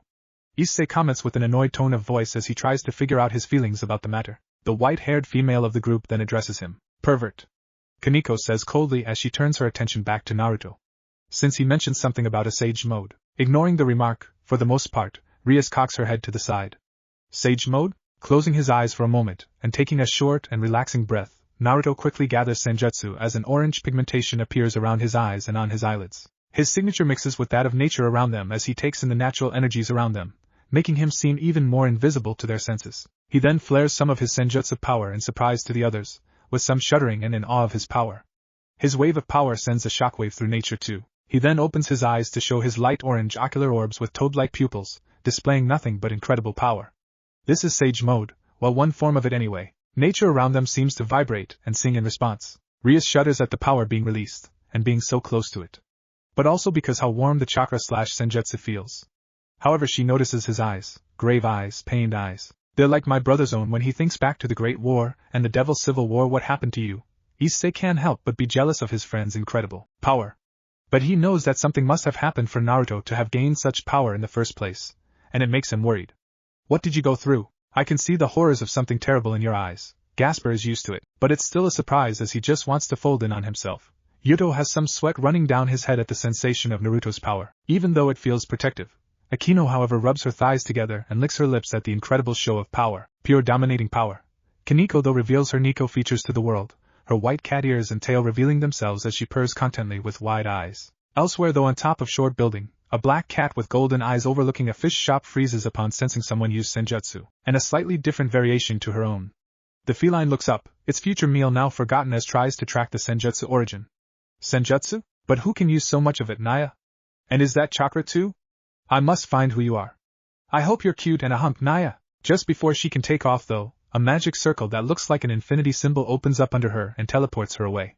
Naya, back with the others, Kaneko realizes something. Naruto mentioned it was one form of it. One form of it? She barely breathes out as she eyes him inquisitively with sharp eyes. How can you stop the negative feeling? Kaneko also asks tightly, as she can't feel anything bad coming from the boy. If anything, she's a little jealous, because when she tapped into it years ago she felt nothing but rage and hatred. Yet here's this human using senjutsu and not succumbing to the earth's darkness, looking at the Nico tenderly, knowing that she must have gone through something to make her scared of using it. He can tell she has the power to use it, but it hasn't been tapped in a long time. I have a higher form of senjutsu above this one. My current one was taught to me by toad sages back home. But with the negative feeling, it's more than one answer. You see, I conquered my darkness and accepted it. I become one with nature itself and not abuse it, whereas most people on this world just take it without care, and I am calm when I balance the senjutsu with my chakra. It picks on your emotional state too, trust me. Plus you need control with my senjutsu, or any form of it, since too much and you will turn to stone or gain animal features in the case of mine. You don't want a wart why face, trust me. Naruto replies honestly with seriousness, however he ends with a chuckle, recalling all the near-fatal attempts at mastering Sage Mode with Jiraiya during the training trip. So your other form is the true Sage Mode? May we see it? Issei requests in awe, almost pleading to see the power of his best friend. Plus it might give him a goal to reach, so he stand beside Naruto as an equal and battle together against all the people who dare stand against them. Looking at the brunette for a moment, Naruto looks down and takes a deep breath as his Sage Mode vanishes. Closing his eyes again for even less time than before, his eyes open to reveal the difference in ocular appearance, with the iris being yellow as his pupils take on a cross-like shape. Unlike before though, when Naruto flared his power, when he does it this time it floors everyone at the intense. Their expressions show just how startled they are as nature around them seems to almost glow this time and even grow healthier.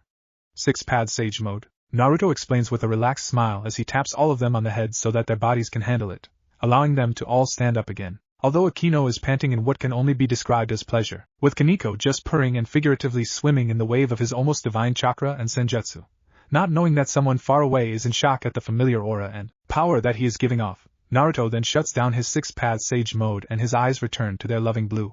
No doubt you all have questions. We'll go to my house, it's not far from here. You are all welcome to spend the night too. Naruto says with a wide grin before he turns around and begins walking away. What shall we do, President?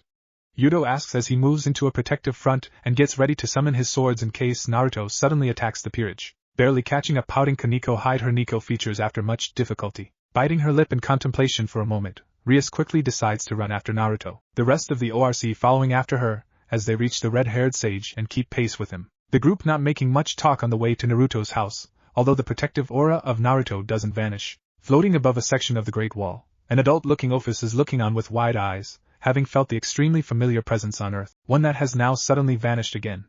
It was the same signature she detected a year ago, but she wasn't able to lock it down. Now though it's a different story. It's the energy of her first friend, the one who she misses dearly, the one who stopped talking all of a sudden many years ago. She mostly looks the same, clothing-wise, just with more ribbons and strings, and a black open Lolita dress. Her body however is more womanly as she's in the form of an adult female, and her hair now reaches past her butt. She also wears a loose black veil. Ajura. You came here? The Ouroboros dragon indifferently questions as warmth rushes to her face, with more warmth generating in her chest. However, those positive emotions and thoughts are soon shadowed by negative ones. What happened to you?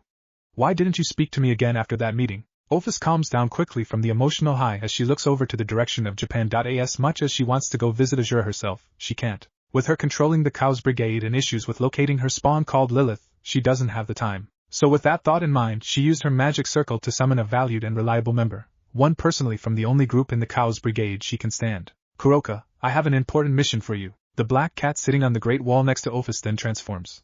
Kuroka is a 20-year-old beautiful woman with a voluptuous figure, long black hair with split bangs and 2 large hoops, along with hazel gold eyes with cat-like pupils. Her attire consists of a black kimono, a yellow obi, a set of golden beads, and an ornately detailed headband. The kimono features a red interior and it is open at her shoulders, giving view to her large breasts.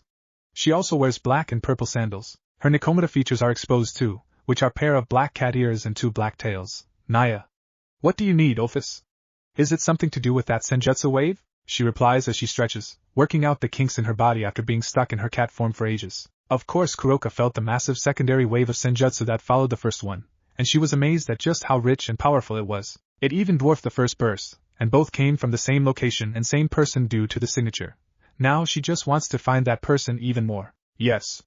I want you to find them for me, and call me when you do locate them. When you find them, call them by the name of Ajura Otsutsuki. Whatever you do, don't fight him. The infinite dragon god further says apathetically, however she ends sharply and with warning in her monotone voice. Although Ophis knows for a fact that Kuroka will test Ajura anyway. Poor Kuroka. Sure thing, Naya. Can I check on Chiron too whilst I'm there? The Nekasha asks as she opens her vibrant purple magic circle to leave. So long as you focus on the mission, you can do what you want. Ophis replies as she keeps her intense eyes in the direction of Japan. Thanks, Naya. Kuroka then vanishes through the magic circle and makes tracks to Ko to find this powerful being seemingly made from chakra and senjutsu. Although the Nico wonders why Ophis is so interested in him. Maybe another member for the Cows Brigade? That near-endless power alone was enough to garner a position. But from the way Ophis spoke of Ajura, she isn't wanting him in the group. Oh well, at least Kuroka can have some fun with Ajura before contacting the Dragon God. Chapter 2, Meetings and Introducing Asia. Wow, holy fuck. This is a nice place, Naruto. How did you manage to buy this? Wasn't this finished like a year ago? Issei questions aloud with awe as he looks around the house that his red-haired friend has. I have to bring up why he has red hair, since he should be blonde. He mentally tells himself.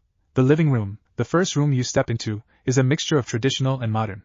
Dark wooden floors with concrete walls, and a wooden ceiling. The lights are simple half-spheres on the upper half of the walls. The living room has a massive TV, comfortable chairs and glass tables, along with a large settee which half-circles a round table towards the back. The living room is so tall that it has a half-second floor towards the back that isn't accessible by normal methods, which holds shelves and bookcases full of traditional reading materials. There are also some plants dotted about, shinobi weapons on the walls, scroll racks on the walls, and many pictures/paintings of places the ORC have never seen. But Issei had heard of some of them from the Namikaze/Uzumaki family before. All the 5 doorways contain sliding doors. From what Naruto said, the other 4 entryways lead to a downstairs bathroom, staircase to the upstairs rooms, a hallway to the other rooms downstairs and to the outside, and a kitchen.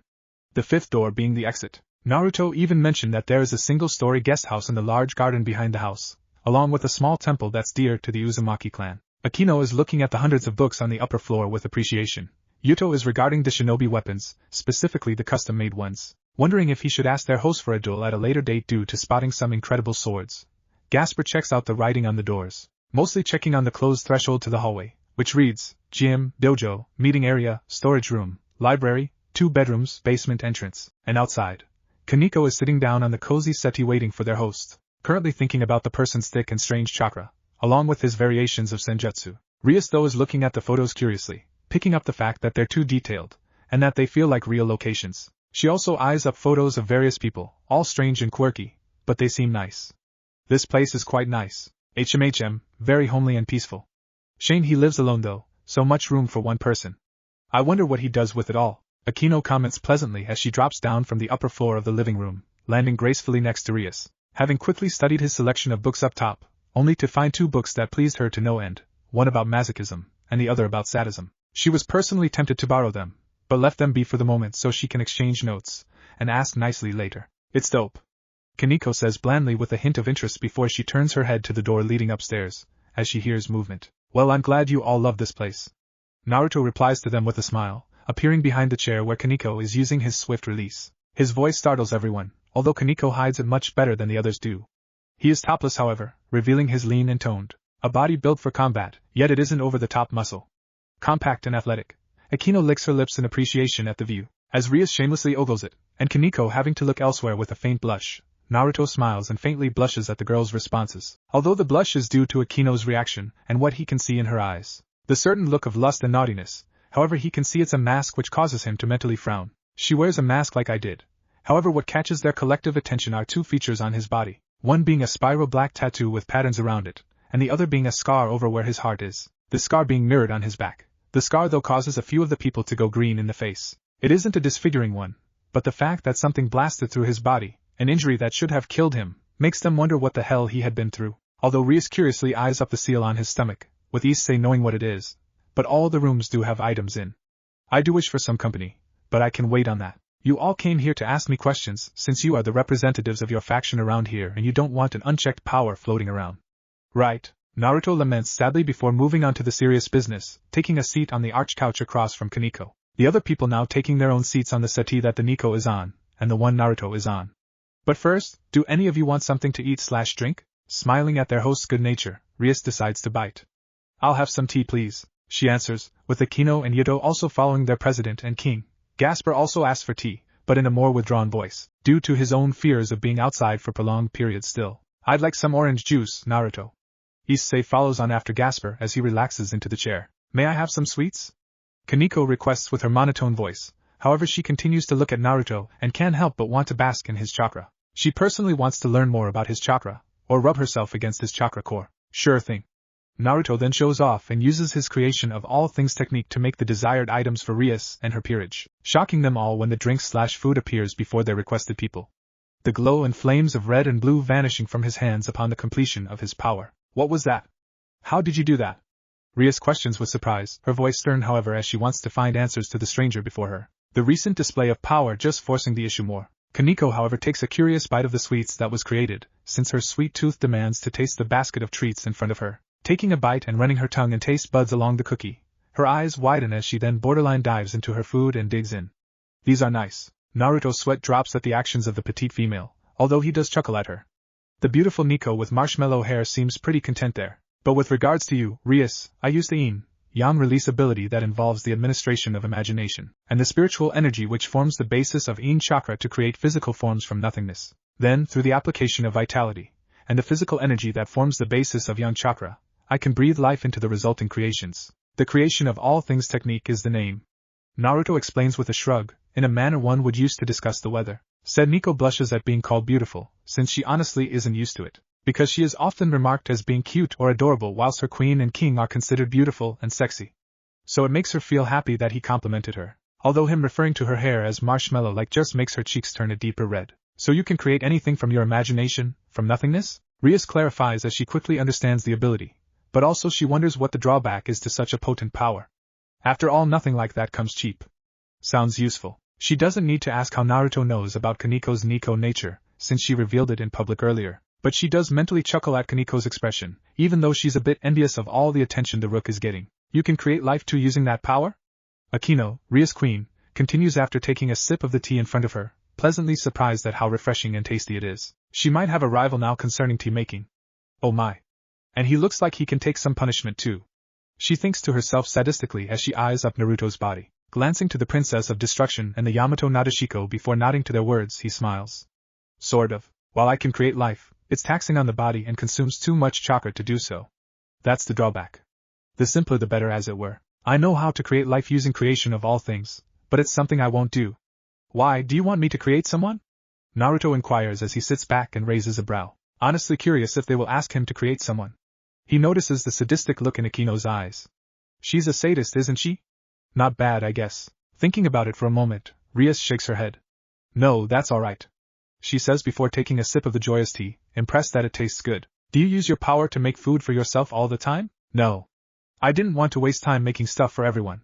I can cook well, as I've had to take care of myself for a long time now, Naruto explains with a heavy sigh, noticing Issei looking at him suspiciously. Before Rias can respond to the other redhead, Issei confronts his old friend. You were blonde before, Naruto, why have you got red hair now? His words draw questioning looks from the others, not knowing the history between the two. You two know each other? Gasper ponders aloud. My Uzumaki heritage became dominant. I had blonde hair until I was 12 or so, and then the red bled through. By the time I was 15 I was a natural red, Naruto enlightens, pausing in sorrow when he mentions 15 for an unknown reason. However, Rias recognizes the look, a look of horror and violent change, something that her brother has at times. And yes, I met Issei years ago.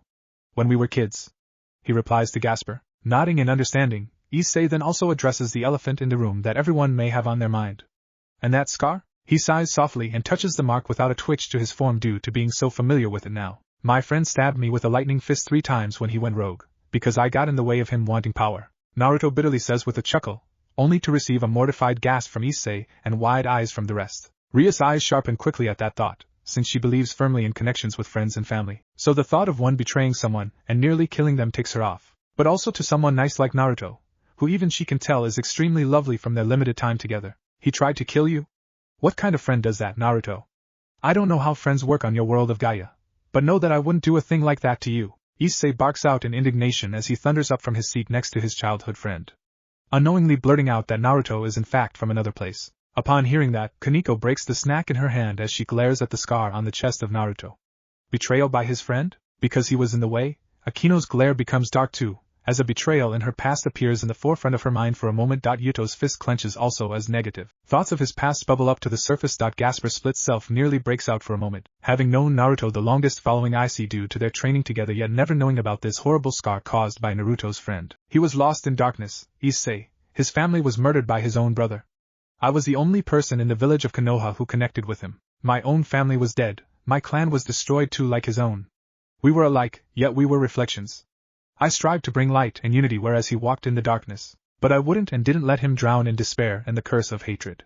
It took a while, but I saved him. People who break the rules are trash, but people who abandon their comrades are worse than trash. For any of my friends, Issei, I'll do anything to save them, because my friends are my precious people. Just like I promised you that I would save your girlfriend and teacher, because you are in pain, and you are my precious friend, Naruto tells him with a hard and passionate voice. His eyes glare back at the brown-haired boy's own.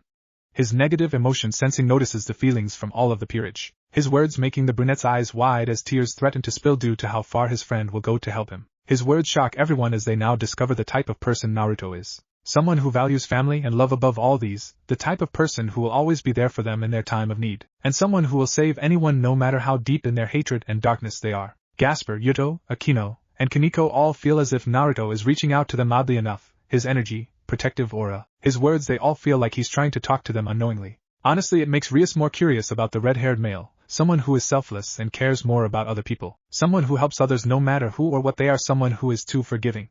However, it makes her wonder if he can help her family members and their own dark pasts. If the pure devil is honest with herself, she finds it upsetting that her peerage members all have their own weights that she cannot fix, and she desperately wants to. Rias at times wanted to pull her hair out in defeat, but now maybe she can get Naruto to help her friends, and maybe even with her own problem. You are very forthcoming with information, Naruto, she comments unsurely with an elegantly raised brow, getting a look from Naruto in response. If we're going to be friends or something, trust needs to be built, right? I don't mind sharing stuff with you, as you all seem like good people/devils at heart. The shinobi replies honestly with a harmless shrug. Rias smiles at him and nods in agreement, knowing where he is coming from. Plus, if she wants him in her peerage, she'll need to return that trust. The pure devil then reflects on the conversation until she picks out something Issei revealed earlier. Another world called Gaia? She asked carefully, making sure she heard correctly. The devil has heard of beings from different realms due to hell, heaven, and earth. But a person from a different planet is something else. The proverbial gears turning in the heads of everyone, barring Issei, as they backpedal to an earlier moment until the words finally clicks for them. You're an alien? Yuto says blandly with a strained smile as he eyes up the alien across from him, his muscles twitching in case there's a fight, although the warm aura of the shinobi stops him from acting out. Naruto glares at Issei for a moment until he sighs heavily. Fuck. Guess I have to tell you where I come from now. Well, this will be a long story, so you better get comfortable, the true sage suggests as he breathes tiredly. The next day, Naruto wakes up once the light shines through the open window and onto his face, causing him to groan and scrunch his eyes shut at the violent glare. He flickers his eyes open to take in the wooden ceiling above him, his breast shallow as he rubs his eyes clean of sleep with his left hand. His tidy bedroom has a large king-sized bed with orange covers and pillows, along with black sheets, 2 wooden bedside drawers, paintings of forests along the walls, wooden floors, and wooden wardrobes and cupboards against the left wall. There's also plants along the right wall, and a walk-in closet through the door at the front next to the exit. The lights on the walls are small. Across the room from his bed on the wall is a large TV, with his bed being against the wall with the plants. The window is above his bed. Naruto's mind runs back the clock as he recalls the events of last night after Issei opened his big mouth. The shinobi had to explain about his past, albeit an abridged version of it, letting them know how he ended up in the Earth realm originally when he was young due to his dad's summoning death, with the entity in question being the thing that sent the Namikaze/Uzumaki family to Earth so the parents could raise Naruto for a tiny bit before everything was reversed when they was sent back to Gaia. The true sage explained bits and bobs from his past that he was turned into a baby again after leaving Earth, the tale of his birth and all the way to what would become the Fourth Shinobi World War, something that Rias and Issei realized was the source of Naruto's pained and veteran eyes. He explained about his actions in the war and how he brought peace to Gaia. Azura's successor left out smaller and not so important details, as he wanted to keep it brief, but also because he wanted to learn more about the ORC members first. He also didn't tell them about the tailed beasts, including the Jubi, with Issei being the only one who knows the former. He also left out the fact that he is Azura's reincarnation, and that he battled the first user of Chakra 2. Of course, Rias had nearly begged the Uzumaki to join her peerage after hearing all that. She was touched that he pushed through so much, and kept by his morals in the end. But the devil wasn't going to pass up the opportunity to have such awesome power. However, Naruto declined respectfully, but he stated that he could help train her peerage for their battles, expressing that he wished to join the ORC and be friends with them. He would help them out in fights if they wished, but he wouldn't join the devil faction. Although he could tell that everyone was caught off guard when Kaneko nearly begged the true sage to teach her senjutsu abilities. However, Naruto himself smiled and commented that he was going to train her in it anyway and that he would help her overcome her fears of it. The whiskered male could tell she was traumatized enough in her past to stop her from using her species' incredible power, but he would care for her and help her get over that fear. Since he viewed it as being scared of yourself, as senjutsu was with her since the beginning. At least now, with a true sage and teacher, Kaneko wouldn't be scared of her true self anymore. When Naruto asked if the group wished to crash at his house, all but Rias and Akino left, as the others wanted to be in their own places, or not have their parents worry in the case of Issei. The three chatted for a few more hours, trying to gain a grasp as to where all the peerage were/are in terms of abilities so that Naruto wasn't going in blind. They spoke about silly things too, just to try and get on more friendly terms. Although Naruto joked about how Issei thought that Gasper was a female, when in fact the crossdresser is a man. Another person to add to the list of Issei's misidentification. The unpredictable ninja groans again and tries to sit up, but an unknown weight on his right side stops him, as something squeezes his arm in a warm and yet soft manner. Looking to his right he sees a mop of luscious red hair, and the sleeping face of Rias Gremory. His cheeks burn red as he notices the napping gorgeous woman, but more so when he looks under the bed to see the birthday suit of the devil princess, along with his own naked body, both pressed together erotically. He slowly puts the cover back down and looks back up, hiding her nude form from the world, blinking as he processes what's going on. I knew my sleeping in the nude would get me in trouble. This is new. I have no idea what to do with this. Never had anything like this happen to me. He then calms his blush down, since he got enough training from his perverted godfather on how to deal with situations like this and everything to do with the female body. So trying to ignore the body of the insanely hot devil, Naruto uses the body replacement technique with a pillow to leave the adorable Rias to snooze in peace. You should tap that devil ass, Naruto. Yan Kurama barks out, getting a nod of agreement from Iin Kurama. Yeah. You should wear her ass out. Iin Kurama continues on from its other half with a foxy grin. Yes. We want some nieces and nephews to spoil. Zero Tails echoes out, using its shadow arms to create a smiley face in Naruto's mind. Reenact what you did with that Koki woman in that beautiful movie back on Gaia. The one you have a copy of somewhere, Matatabi perversely comments, vividly remembering all the positions and actions from the delicious Eki scene. You aren't helping. Naruto cries out as he cuts them off so he can make breakfast in peace. Returning it with a foxy smile, Naruto says, Good morning to you, Rias. I made traditional Japanese breakfast. Spurred on by the sound and smell of food, Rias climbs out of bed, with Naruto covering his eyes so he doesn't see her exposed flesh anymore. The devil smiles and quickly gets her thong on, although she partly puts her bra on, only to walk up to Naruto. Can you strap me in, please? She asks coyly. I'm surprised, you're not wishing to see me naked? Am I ugly to your eyes? Ria suggests with a mock sob at the end, keeping the fact that he nestled in her bosom throughout the night a secret for now. He was extremely cuddly in bed, as well as clingy, something to bring up in a conversation with Akino later. Maybe even Kaneko. Shaking his head at the teasing tone, Naruto uncovers his eyes and spots the strap under her beautiful strands and locks of hair. Moving the crimson hair, he soon connects the bra and retorts to her teasing. It's not proper to look at a lady like that, Rias, and while you're enchanting and beautiful, I don't want to invade and gaze upon your nude figure since we aren't in that type of relationship. Plus I hardly know you, he explains to the president of the Occult Research Club evenly and with a smile as he looks away from her. The underwear-clad Rias smiles with a mighty blush and nods in respect to his wishes, understanding where he's coming from. A gentleman by the sounds of it, or he was taught well to respect women.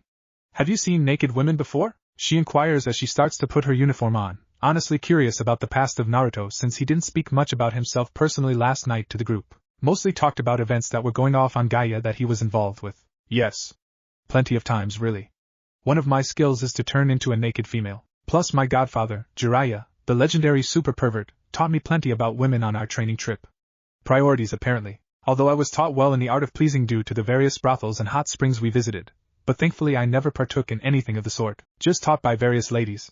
Naruto explains with a groan at the many embarrassing moments throughout those training years due to his godfather's desire for research at least it helped Naruto gain an iron will in the end, and how to be a master in the bedroom. Raising a brow and looking on with a strange expression, Rias can only ask one thing. Really? She then chuckles as she finishes putting her outfit on, putting away Naruto's ability to turn into a female in the back of her mind. Then I must think a miracle of sorts that you came out so fine then after all that. She then walks up to Naruto with a lovely smile, one that makes Naruto's heart flutter. Stepping to the side, Naruto shines a handsome smile. Ladies first, Madam Rias, he says eloquently with a chuckle. Why thank you, dear gentleman. Rias returns with equal fluency as she walks by the redhead, only to grab his arm during her passing so the two can walk down together, the two laughing all the way. Naruto is now walking down a path with Issei, having met up him on the way to school a few moments ago. He had a lovely traditional Japanese breakfast with Rias. The two enjoyed a pleasant conversation until they finished their meals. Although he asked her if she wanted to walk with him, she declined and thanked him for the breakfast before she used a magic circle to leave and get to the ORC for a quick meeting with Akino and Yuto. The Uzumaki hybrid looks back to Issei. Rias isn't mad at you, Issei, for what happened last night with the fallen angel.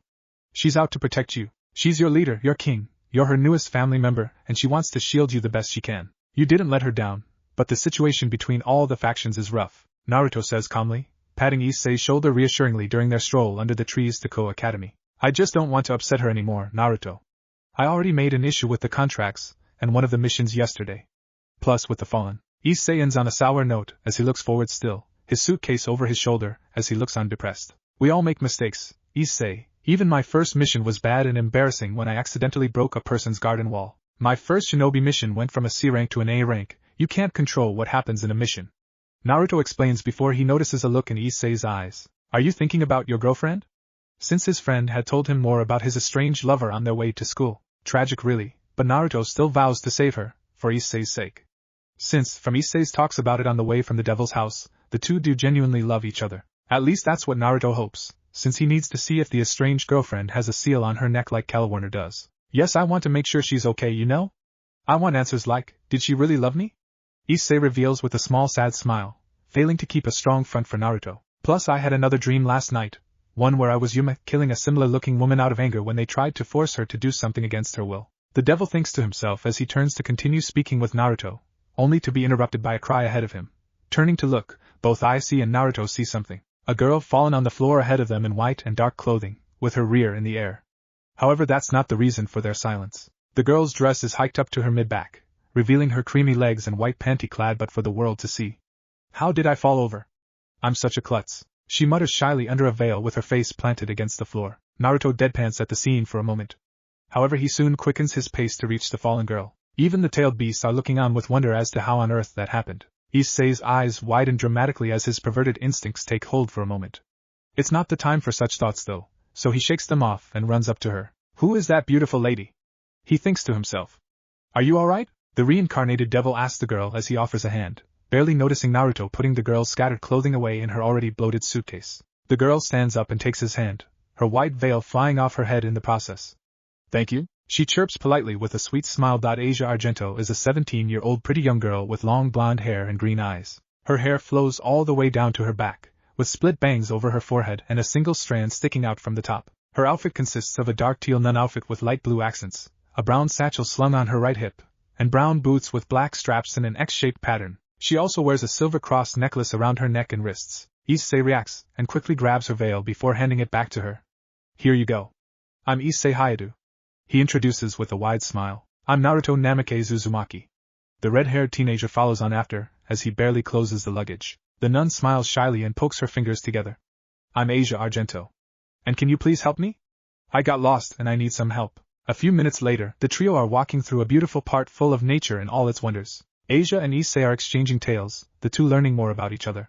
With the curious devil being more inquisitive, Naruto himself didn't speak much, although he did share some details with her. However, he has to admit the two oddly look cute together. Part of him feels slightly envious if not proud of Issei for a moment until he squashes it. Asia had informed them of her moving to Ko to join the church, which set off alarm bells in Naruto's head as the church hasn't been in use since he left Earth years ago. Before the red-haired male can think on what feels strange from Asia, a cry stops the trio in their tracks. Upon noticing a small boy with a cut-up knee, Asia runs up to them and kneels down before reassuring the child warmly, patting him for a moment before placing her hands over the scratched knee. Rings then appear at the same time. Green glow covers her hands as the scrape starts to vanish and return to blemishless skin. There you go. Your wound is gone. Take care of yourself now. The nun warmly comments as she watches the kid run away. Issei grips his left wrist in pain for a moment, and watches the display, his pain fading away when Asia stops the healing. What is that? Is that something like my power? That's a sacred gear, and a good one at that. It could slash can give Tsunade and Sakura a run for their money. Naruto compliments with a furrowed brow as he makes note to research it later. HMHM, it is a good power she has. Like my healing bubbles. The feminine-sounding Saiken praises from within Naruto's mind as it looks at the scene. Sorry, but it's a force of habit. Asia smiles brightly before sticking out her tongue. She stands up again and the three continue their stroll. The trio walk and don't speak for a while, now making headway to the church. Naruto still holding Asia's suitcase during their merry march between the buildings. That's a handy power of yours, Asia. A healing one? Naruto comments as he looks ahead, his senses picking out some noticeable fallen presences in the church, causing him to frown deeply. It's a really awesome ability. Issei also compliments with a big smile, one that makes Asia blush and her heart beat more. Without even hesitating, the nun responds to them as she looks to Issei. It's a wonderful power granted by God, she says with a smile, before she looks down lugubriously. A wonderful power, she comments, gaining looks of sympathy and wonder from the two boys before the young girl sees the church on the hill, looming over them forebodingly. There it is. I'd like to return the favor, so would you like to accompany me? Asia politely requests, as she looks over to a wide-eyed Issei. Issei? Unknown to the nun, the devil is having visions of his death with untold fear being blasted down upon his person. He is shaken out of when Asia places a warm hand on his shoulder. What? Oh no, I'm sorry. I've got to get to school, Issei explains sadly, which is mirrored by Asia's dejected expression. Oh. Okay, I understand. Asia answers lowly before she feels a hand on her head, causing her to look up to see Issei smiling at her. Don't be sad, Asia. We can always meet up again, right? I can show you all the fun spots around here, if you want, Issei says with a wide grin, with Naruto nodding with his own smile. Blushing brightly at the two cheerful men in front of her, Asia nods and returns with equal enthusiasm. I look forward to it, thank you. I'm so happy to have met such kind people so quickly after arriving in Japan. Please visit the church when you find the time. Promise me. Sure thing. Issei and Naruto both say simultaneously. I'll carry this with you to the church, I'm free for a while. Naruto steps in with the massive suitcase still in his grip as he nods with a polite smile to Issei, since he knows the devil can't go near the church. He gets an appreciative and yet worried nod from the perverted gentleman, with the devil being concerned for his old friend and new one. Okay then, Naruto. Goodbye, Asia. I hope we meet soon. Issei articulates with a large smile as he looks at her angelic face. She's really nice. Giving a warm smile in return, Asia waves Issei off as she speaks. I hope so too, Issei. She then watches Issei walk off down the path in the opposite direction to her destination. Asia and Naruto soon head off to the church, making small talk along the way and getting to know each other. Though the exchange doesn't last long as they soon make it to the church. As they part ways, the two promise to meet up later on, although Naruto does tease the nun that Issei asked her out first, getting a radiant blush and stutter from her. Soon parting ways, Naruto uses his swift release to make it on time for class, even beating Issei there. In the Occult Research Club, a depressed Issei sits in one of the snuggly settees after Rias had torn into him about his recent escapade with a nun of all things, an enemy to devil kind. Of course the pure devil only did so with the best intent, since she doesn't want her newest member to get in even more trouble and with another faction. Rias is protective of her small family. Although she is partly to blame for not informing Issei beforehand, but it is common sense. She did however understand that Issei may not see her as a nun or enemy, but the heiress had to think for her peerage and her position as a devil. Trying to force the moping new devil out of her mind, the Princess of Destruction focuses on the most evil thing known to all across space and time, paperwork, since she missed a bit last night due to the situation with Naruto. Although dejected that he won't join her peerage, she is happy that he will train her and her servants. Plus it helps that he's an ally to her. However, the reason for her interior unhappiness for him not joining is due to the issue that's on the horizon.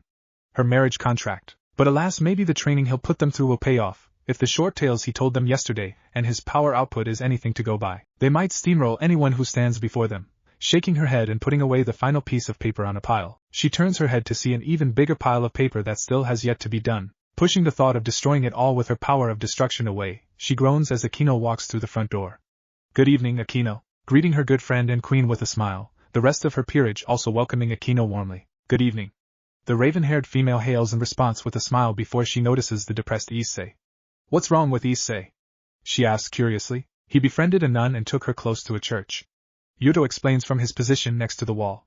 Cutting straight into the meat of the problem, the president explained that he can't hang out with the nun anymore, stressing the dangers of him interacting with someone from their faction, and how he would never come back should he die by their hands. She's just worried about you, Issei.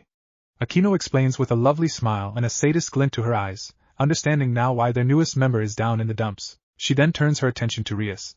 We got a message from the Archduke. A stray devil has been located in Kuo. Rias turns serious and stands up from her desk. Just as she prepares a magic circle for the group to jump, a voice behind her startles her and the rest. Is this just a devil thing, or can I tag along? Naruto asks as he walks from behind Rias, as if he just emerges out of her shadow. He then makes his way to Kaneko, pats her head, and runs his fingers along her scalp, causing the neutral Nico to go ramrod straight before she relaxes and melts to his touch. How did you do that? Rias points at him dramatically after collecting herself, annoyed that he got the jump on her and her family. Thankfully he's not an evil person, otherwise he could have killed them all, and they wouldn't have stood a chance. Naruto just deadpans at the crimson-haired female, since he told her about this last night. Nin. Kaneko purrs out in response as she then blushes brilliantly when Naruto curls his fingers where her hidden ears are, making her meow and shiver to the touch. Barely resisting the urge to curl and rub against him. Blushing in embarrassment for a moment, Rias quickly moves the conversation. Mentally unsure about how she feels about her rook being affected like that. You can come with us, Naruto. But the magic circle only carries devils. She explains with a frown, only for Naruto to smirk knowingly. Don't worry. The red-haired male replies casually before he pokes Issei.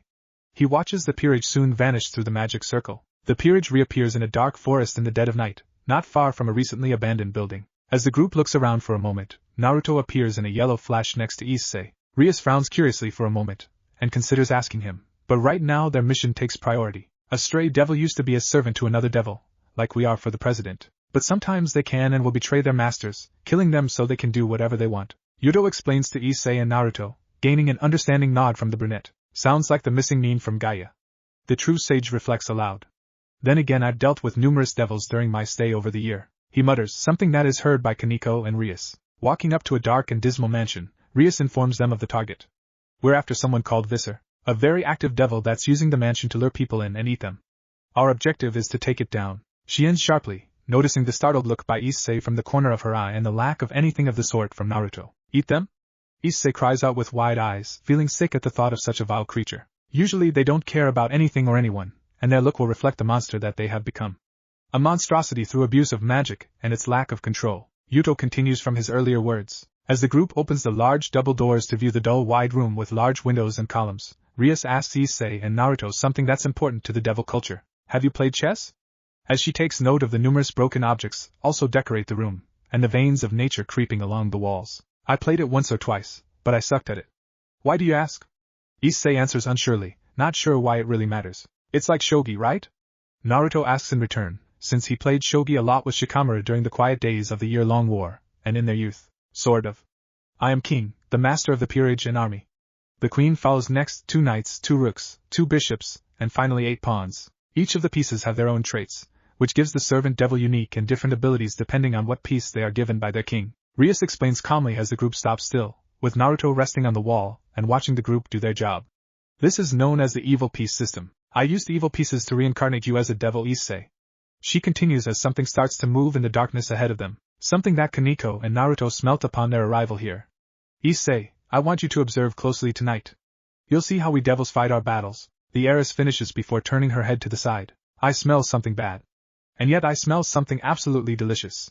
Will it be tasty, I wonder? Or bitter? Comes the grisly and feminine voice from the shadows, before the owner soon emerges from the night of light. I also smell something divine and light. Visser is a 23-year-old woman with a voluptuous figure with long white hair and gray eyes. However, her centaur lower body is gigantic and beastly, with the front two of the four clawed legs featuring humanoid hands with red claws, and a snake as a tail. Her stomach features a cavity with teeth. She wields 2 spears. She's probably smelling herself. Naruto remarks as he eyes up the vile form of the stray devil. Someone with the ugliest trunk he has ever seen, and he's seen plenty of wild things over the years. His joke brings a smirk from Kaneko, a laugh from Akino, a shake of the head from Yudo and Gasper, and a giggle from Rias. Boobs! Issei cries out as he notices the large breasts of the creature. Naruto groans out in disbelief though, causing him to wince. Kaneko also gives him a withering glare. For all the nefarious crimes you've committed, Visser, you will face judgment. We will kick your ass, Rias shouts out as she points at the stray devil with pure authoritative power. Reminds me of someone. Yam Kurama taunts its vessel with a toothy grin, getting an eye roll from the shinobi. Oh, do shut up, you insolent little slut. I will paint the walls red with your blood. The stray laughs out dementedly as she charges towards them, aiming to wipe the group out with her spears. Yuto! Rias barks out as the group breaks apart, herself dragging Issei away as Naruto just continues resting lazily against the wall. In response to his king, Yuto takes out his sword and blurs at high speed, making it look like he vanishes to Issei. He swiftly disarms Visser, literally, with his expertly timed swings and swordsmanship, removing her arms from play with a clean stroke with the arms dropping to the ground. He vanished? Issei exclaims, his untrained eyes not perceiving the fact that the blonde-haired person used pure speed. Impressive. Naruto praises, however in doing so he's studying weaknesses in the peerage so that he can train them appropriately. He was able to keep up with Yuto's speed, having seen faster and traveled faster in his life. Yuto is a knight. His trade is speed, and the sword is his greatest weapon. Knights gain increased speed and mobility, enabling them to perform high-speed attacks and maneuvers. Rias explains as she hears the pained cries of Visser as blood squirts from the newly made wounds. Without batting an eyelash, Rias looks to Kaneko. Your turn, Kaneko. The Nico steps forward after Yuto retreats to his king, barely acknowledging Visser transforming to have pointed ears, piranha-like teeth, black hair, and clear eyes. The white-haired female watches on without care as the charging stray opens its stomach mouth and swallows her whole in a vice-like grip. However, they soon part open with Kaneko boredly looking on as she holds the jaws open effortlessly. You're boring. Be gone, she says coldly as she spins around and delivers a mean punch to the stray, breaking all its teeth and sending it across the room. Kaneko is a rook. She gains tremendous strength and durability. Such a weak being won't even touch her. The Princess of Destruction clarifies as Visser smashes through a pillar and destroys it, dust and debris being thrown everywhere in the process. Gasper, I must never fight Kaneko. Issei mutters to himself. Visser then fires out breast acid from her down position towards the platinum blonde. However, using his forbidden Bela view, Gasper freezes one of them before using a magic spell to reflect the other back to the stray, burning a nasty hole in her torso and removing one of Visser's limbs. He cancels his sacred gear and the first spray of toxic breast milk drops to the floor and scolds it. You did a good job training him, Naruto, you should be proud. The Kurama clone praises as it watches on with the other tailed beasts. Ignoring the pained cries and roars from Visser, the pure devil explains Gasper's position. He is my bishop.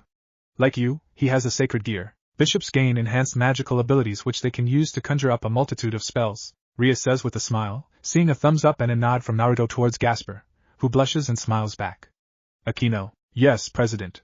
The beautiful and bustier queen replies before walking to her prey with a graceful and pleased expression before it switches to a sadistic look. Whatever should I do? I think you deserve to be punished for trying to harm my president and friends. Her eyes shine maliciously as lightning magic generates around her. She then unleashes the fury of the heavens down upon Visser in a sickening display, blushing all the while as the stray cries out in pain. She's the queen. The almighty vice commander combining the traits and powers of all the others, making them the most balanced piece as well as the most powerful. Rias explains, finish listing off the members of her peerage to her two watchers today as Akino continues to play with Visser's down form by raining beautiful lightning down and inflicting more damage. Akino licks her lips as she gets off on the cries and pain of her victim. Still alive? Perfection. She's the ultimate sadist. The Crimson Heiress reveals to a shocked Issei as his face pales at the laughter from the queen. That's enough, Akino. Rias orders, making the raven-haired girl stop reluctantly. She then walks forward to the fallen Visser. That was so hot. Naruto drawls out loud with starstruck eyes, getting looks of shock from Yuto and Gasper as Kaneko pouts. Issei backs away from him like he caught something, and Rias' eye twitches faintly. Akino however blushes and winks at him. Rias makes it to Visser, and stands menacingly above her, looking down at her like she's less than dirt. Checkmate. Rias then glows red as a magic circle appears in front of her. However, she then fires a violent and incredible blast of black and red energy that eradicates all trace of Visser from the face of the universe. We're all done here, let's go home, she adds cheerfully before making it back to the group, with Naruto pushing himself off the walk to reach the group. Rias stands next to Akino and picks up on the calculating eyes of her fellow redhead male. Wait, President. What piece am I in all of this? Issei requests politely and urgently, wishing that he's something badass like a knight or a rook, only to get his hopes dashed by the next words from the crimson-haired king. A pawn, Rias says as she walks away. A foot solider, she explains with a smile towards him before turning to look at Naruto with a serious glare. Earlier you mentioned that you battled devils over the last year. What happened? Naruto, ignoring the depressed Issei over being a pawn and not understanding how useful they are, replies to the heiress nonchalantly. Yeah, I've encountered plenty of strays, killed all of them. Some devils annoyingly got on my tail and tried to make me join their peerages, and the odd one tried to kill me only to be defeated. He growls in annoyance. His snarl causes the others to jump and knocks Issei out of his funk. The true sage sighs and quickly apologizes. I'm sorry. Now I have an idea of what you are all capable of. Some more than others, but at least I have a starting point. I also figured out some of your weaknesses, but I'll need to check those out more when I train you in few days' time. His cerulean blue eyes glint with something that freaks everyone out, but turns Akino on more, who instead giggles into her hand with a hot flush. Can I take it back? Rias asks nervously with hope, personally not wanting to experience what the shinobi has in mind for her and her peerage. Looking at her flatly for a moment, Naruto grins again. No. He then clicks his fingers. By the way, if you want, I could put a seal on you also that I can teleport to you should you be in trouble? Like how I did with Issei earlier. Contemplating it for a moment, and considering the pros and cons, Rias nods with a smile and offers her hand. She watches him place his hand on the back of hers. His warm and strong hand against her delicate and strong ones causes her to blush for a moment. Upon the removal of his hand, the crimson-haired ruined princess notices a whirlpool pattern now decorating it. These act like flares? You didn't put one on Issei earlier? Rias asks as she watches Naruto give the other members the same symbol on their hands. I just put a piece of my chakra in Issei to track you earlier. This is a marker that'll allow me to flash to you, known as the Flying Thunder God technique. It was created by the second Hokage, but made famous by my dad during the Third Shinobi World War, who enhanced and perfected it. I altered it to my own designs of course, and I have my own variations. Just flare your magic into this seal and it'll alert me to you, Naruto explains with a sad smile when he talks about his dad, but yet a proud one for doing the technique justice. But also learning it at such a young age too. He stands next to Kaneko, patting her hair affectionately and getting her to purr and blush at his ministrations. Smiling deviously, Akino giggles. Oh my. Are you sure this isn't a mate mark, Naruto? She throws out suggestively with bedroom eyes, getting a stutter from Yuto and a green face from Issei. Gasper however curls up into a ball and turns red. Kaneko rolls her eyes, but she has a deeper blush decorating her face, as does Rias, who glares at her queen. No! Naruto yells out in embarrassment, not wanting it to come across as him marking all of them as his mates. You can tease him later, Akino. Let's go home. Rias manages to get out before she creates a magic circle and teleports herself and her peerage back to the ORC, leaving Naruto alone in the ruined mansion for a moment. He senses a senjutsu signature in the area as he looks around the once beautiful and homely building. I'll have to come back here in the future and rebuild it. Can't let this place go to waste, huh? He mutters to himself as he places a mark on the floor so he can flash here again later on. Fuck, that was like Killer Bee's attempt at rap. He shivers, getting a sigh of embarrassment from Gyuki for the antics of its former vessel. Upon looking at the spot where the senjutsu signature is, he notices slitted hazel eyes watching from the window and a cat-like grin etched onto the shadow's features. Waving to the shadow and winking at it playfully, he soon teleports away in a flash of yellow. The next day, a disguised Naruto is sat on a metallic pillar arch around a beautiful circular lake, surrounded by a cobbled path and healthy trees. The park is out of the way, thankfully, and nobody else is occupying the many seats with the exception of the two people the true sage has been following all day. Asia and Issei. After last night's battle with a stray exorcist named Freed Selzen, someone who did a number on Issei with their blessed holy weapons, Issei had taken it upon himself to train in a park. And when Naruto went to find him to begin his training ahead of schedule, he saw his brunette friend chatting with Asia. So he decided to keep an eye on the two, and honestly the whole day watching the two was heartwarming to say the least. If anything, he was really proud of how much of a gentleman Issei was with Asia, showing her all the sights, getting to know each other, and eating meals together. The two, in Naruto's mind, make such a perfect couple. The nun and the perv? Who would have thought?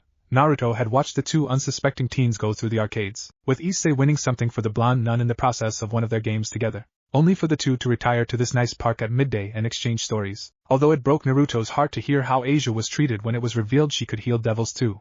Fucking shits. So stuck in their old ways. No wonder there's chaos and friction between the three factions. What kind of god would allow their subjects to hurt such a beautiful person like Asia?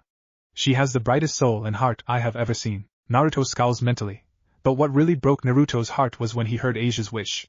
To have friends to do things with. Friends to buy things with. It struck him close to home, since he too had those thoughts when he was younger in Konoha when he was alone. I promise you, Asia, myself and Issei will be your friends. No matter the cost, no matter what happens. And maybe Issei will be much more for you. Naruto vows to himself strongly. The shinobi had to hand it to Issei though when he declared to Asia that the two will always be friends, no matter the differences between them, something that moved Naruto, and made him beyond proud of his friend. The hen harrier disguised Naruto then senses something descending behind him. Two fallen to be precise. Turning his head around, the shinobi gazes upon the two fallen as they delicately land on the artificial lake with finesse. Interesting. But why does some of the taller one's energy linger within Issei? Sensing the foreboding feeling hit his devil blood, Issei turns around to look at the lake, only to be greeted by his girlfriend, and another close friend. But his eyes widen when he notices the shorter girl next to his unsure lover also dressed with fallen wings. Wayuma? Middled? He stammers out in shock, his heart and body screaming at him now at the sight of his girlfriend. The visions of his death at her hands freeze him. Rainier? Asia mutters out from behind Issei, surprising the brunette a bit only for him to comprehend that this is the true appearance and name of his partner. Rainier Amano is a tall and attractive 18-year-old young woman with dark violet eyes. She has long silky black hair down to her hips and possesses 4 black feathered wings. She wears black leather straps around and under her breasts, a thong-like piece hugging her hips by 3 thin straps, gloves that run right up her arms with small lengths of chains hanging from them, shoulder guard-like objects on her shoulders with 3 large spikes sprouting from her right shoulder, and black thigh-high heel boots. She also wears a pink bracelet around her left wrist. The other girl is Middled. Middled is a 16-year-old girl with blonde hair styled into twin tails and blue eyes. She wears a gothic Lolita attire, which consists of a black Lolita dress with white frills, a large black bow on the front, and a green jewel embedded on the collar, white thigh-high socks, and black shoes. She also wears a large black bow on top of her hair, something that Issei got her. She has 2 fallen wings. Hey there, Issei. Middled sings out joyfully with a smile, showing off her noticeable and cute fangs. She glides over to him. How have you been? I know it's been a long time since we last met. Can we hang out again soon? She begs him, but she then notices Asia and narrows her eyes in suspicion and jealousy. Rainier spots Issei and her eyes widen in surprise as she slowly glides over to him, shielding her eyes from him. Why you, Issei? She stops in front of him, standing a bit taller than he does as her eyes glare bloody murder at him. You bastard! She screams out, making Asia and Issei stumble back due to it. You didn't call me? It's been a few days. You didn't let me know you survived? Do you know how worried I was about you? How I spent hours upon hours hoping that you were alive and safe? That you survived what I accidentally did to you. Tears then start to well up in her eyes as she trembles with frustration. How I wanted to run away with you, away from everything. You don't know how much I love you, Issei. I know you're a devil now, but I don't care about any of that. Being with you was the best few weeks of my 500 years of life. I don't want that to go. Rainier mutters out tiredly with passion and honesty as she slumps forward, instinctively rubbing the bracelet he gave her wistfully. Does that mean Rainier is a cradle-robbing perv? Well, that impossibly risque outfit shows how little she cares about social taboos and all that. Naruto thinks to himself as he watches the exchange below him, examining the fallen girls curiously. He does note that the nun seems happy to see them, safe almost. Issei, now feeling full of regret at his unforeseen actions against his estranged lover, moves to hug her tightly and help ease the pain, forgetting that his touch changes them due to the seal, and pushing away the fact that she did kill him. Rainier he starts, however an explosion of smoke on the metal pillar above him stops all movements. Stop! Naruto's voice sparks out from the smoke, his body in a lazy resting position on it. Naruto? When did you get here? The new devil exclaims in surprise. Wait, did you use that transformation technique? Have you been following me all day? Issei snaps out with an irritated glare and displeased face. What surprises Issei though is that Middled and Rainier both jump in front of him and create pink and violet light spears, using their bodies to shield him from Naruto. Naruto? Asia stutters out with a blush, embarrassed that he had been watching over them. He didn't mean it in a bad way, Issei. He's a protective older brother. He was watching out for us in case anything bad happened. Ignoring the insinuation and aggression in Issei's tone, before nodding to the innocent and nice Asia, Naruto reminds his friend of his forgetfulness. You can't touch them, remember? The two of them have seals on them that will change their personalities, like what happened with that Calawarner woman. I know you want to hold your Rainier and play tonsil hockey with her, but you can't. Plus you don't want to hurt your other lovers, right? He teases at the end with a foxy grin. His words draw large blushes from Asia and Middlet. Although both of them don't refute his words. Blushing deeply at his words, Issei finally speaks after regaining the ability to. Although the thought of all the girls being girlfriends with him sticks to his mind, don't hurt him. He's my best friend. Upon finishing his words, the fallen angels banish their corrupted light spears as Naruto lands in front of them with a warm smile. Issei then finally spots the seals on the necks of his girlfriend and Middlet. He also told me he could remove the seals on you. Seals? Asia asks cutely with a tilted head as she steps out from behind Issei, following his eyesight to the base of Middlet's neck. The same situation with Rainier. She then releases a mortified breath. Middlet that stops her foot and screams out. Yes. Finally, please help us. We've tried everything to remove them. We never wanted to hurt Issei, but these seals were placed on us and we haven't been able to remove them. It wasn't our mission to hurt him, but only to watch over him. She reveals with tears threatening to break, her teeth gritting together. Watch over me? Issei asks with a horrible feeling in his stomach. Frowning sadly and crossing her eyes, Rainier sighs before explaining the truth. The three of us were ordered to watch over you, Issei, by the fallen angel Governor General. Azazel wished for us to keep an eye on you and protect you. It also fell to Asia when we was told she'd be appearing. But then Donasek informed us that we were to kill you, Calawarner, Middlet, and he said no to this, since we all grew attached to you and I was in a relationship with you at the time. But then he put the seal on us, and we couldn't remove it. The black-haired fallen explains with truth and emotional eyes, her rage spiking towards the end since she knows what it lead up to. And then our final date happened. After that our next order was to capture Asia and steal her sacred gear. Both Asia and Issei gasp in shock. The fallen angels were meant to watch over them and protect them because of their unique gifts, but sadly it seems not everyone went along with that plan. The nun however is more frightened as someone is planning to take her gift from her, as she knows the outcome of such an event. Death. I'm so sorry, Issei. I never meant to hurt you. When I realized what I did, I tried to use my powers to save you but nothing worked. Then that flyer of yours activated, and I had to leave. Rainier apologizes and explains softly with emotional eyes and tone. Using his emotion sensing, Naruto can tell she's being honest. She is his first lover, isn't she? Just as he is her first true love. He looks down for a moment, mentally sighing before he steps next to Issei and looks at the two fallen females. It's okay, Rainier. I was haunted by you though. I kept having nightmares of you killing me and using me. Issei shakily gets out with a shiver, looking down with clenched fists. His eyes glistening with anger and broken love. He ignores the pained eyes of Middlet, the gasps from Asia and Rainier, and the narrowed eyes from Naruto. But I know it wasn't you who killed me, it wasn't Calawarner who tried to kill me a few days ago too. I know you three too well, well enough to know that you wouldn't hurt me like that. But right now we need to help you. I want to help you. Same with you, Asia. Come back with us. I'm sure my president will be able to help too. He declares passionately with a large smile, determined to do everything and anything to fix this problem. However, before anyone can move, the seals on the back of the fallen activate all on their own, causing them to jerk as their eyes turn red and their shine vanishes. Naruto, noticing this change in them, quickly grabs Issei, but isn't able to grab Asia in time. Fuck. Sorry, Asia. He internally cries out during his flash to the center of the pond as he watches the controlled Middlet and Rainier wrap their wings around the frozen Asia. Having caught on as to what's going on, Issei shouts over to them. Wait. Don't let them control you. Don't take Asia. Don't go through with this. He cries out in agony at seeing his close friend, girlfriend, and brand new friend vanish in a blur of black feathers. Issei drops to his knees and glares into the lake with a smoldering scowl, tears dripping from his eyes as he releases shaky breaths. He then cries out in untold rage and punches the ground beneath him, cracking it with his intense strength as the cobwebs of his punch reach the chair he was on with Asia. He pants out in rage and casts his eyes over to Naruto through the water, only to meet an understanding gaze directed to him. Naruto rubs Issei's shoulder consolingly as his eyes shine down to the boy, hiding the fuming tornado inside him. Issei, I promise you this. We will save your Asia, we'll save your girlfriend, and we'll save your other friends too. He asserts firmly.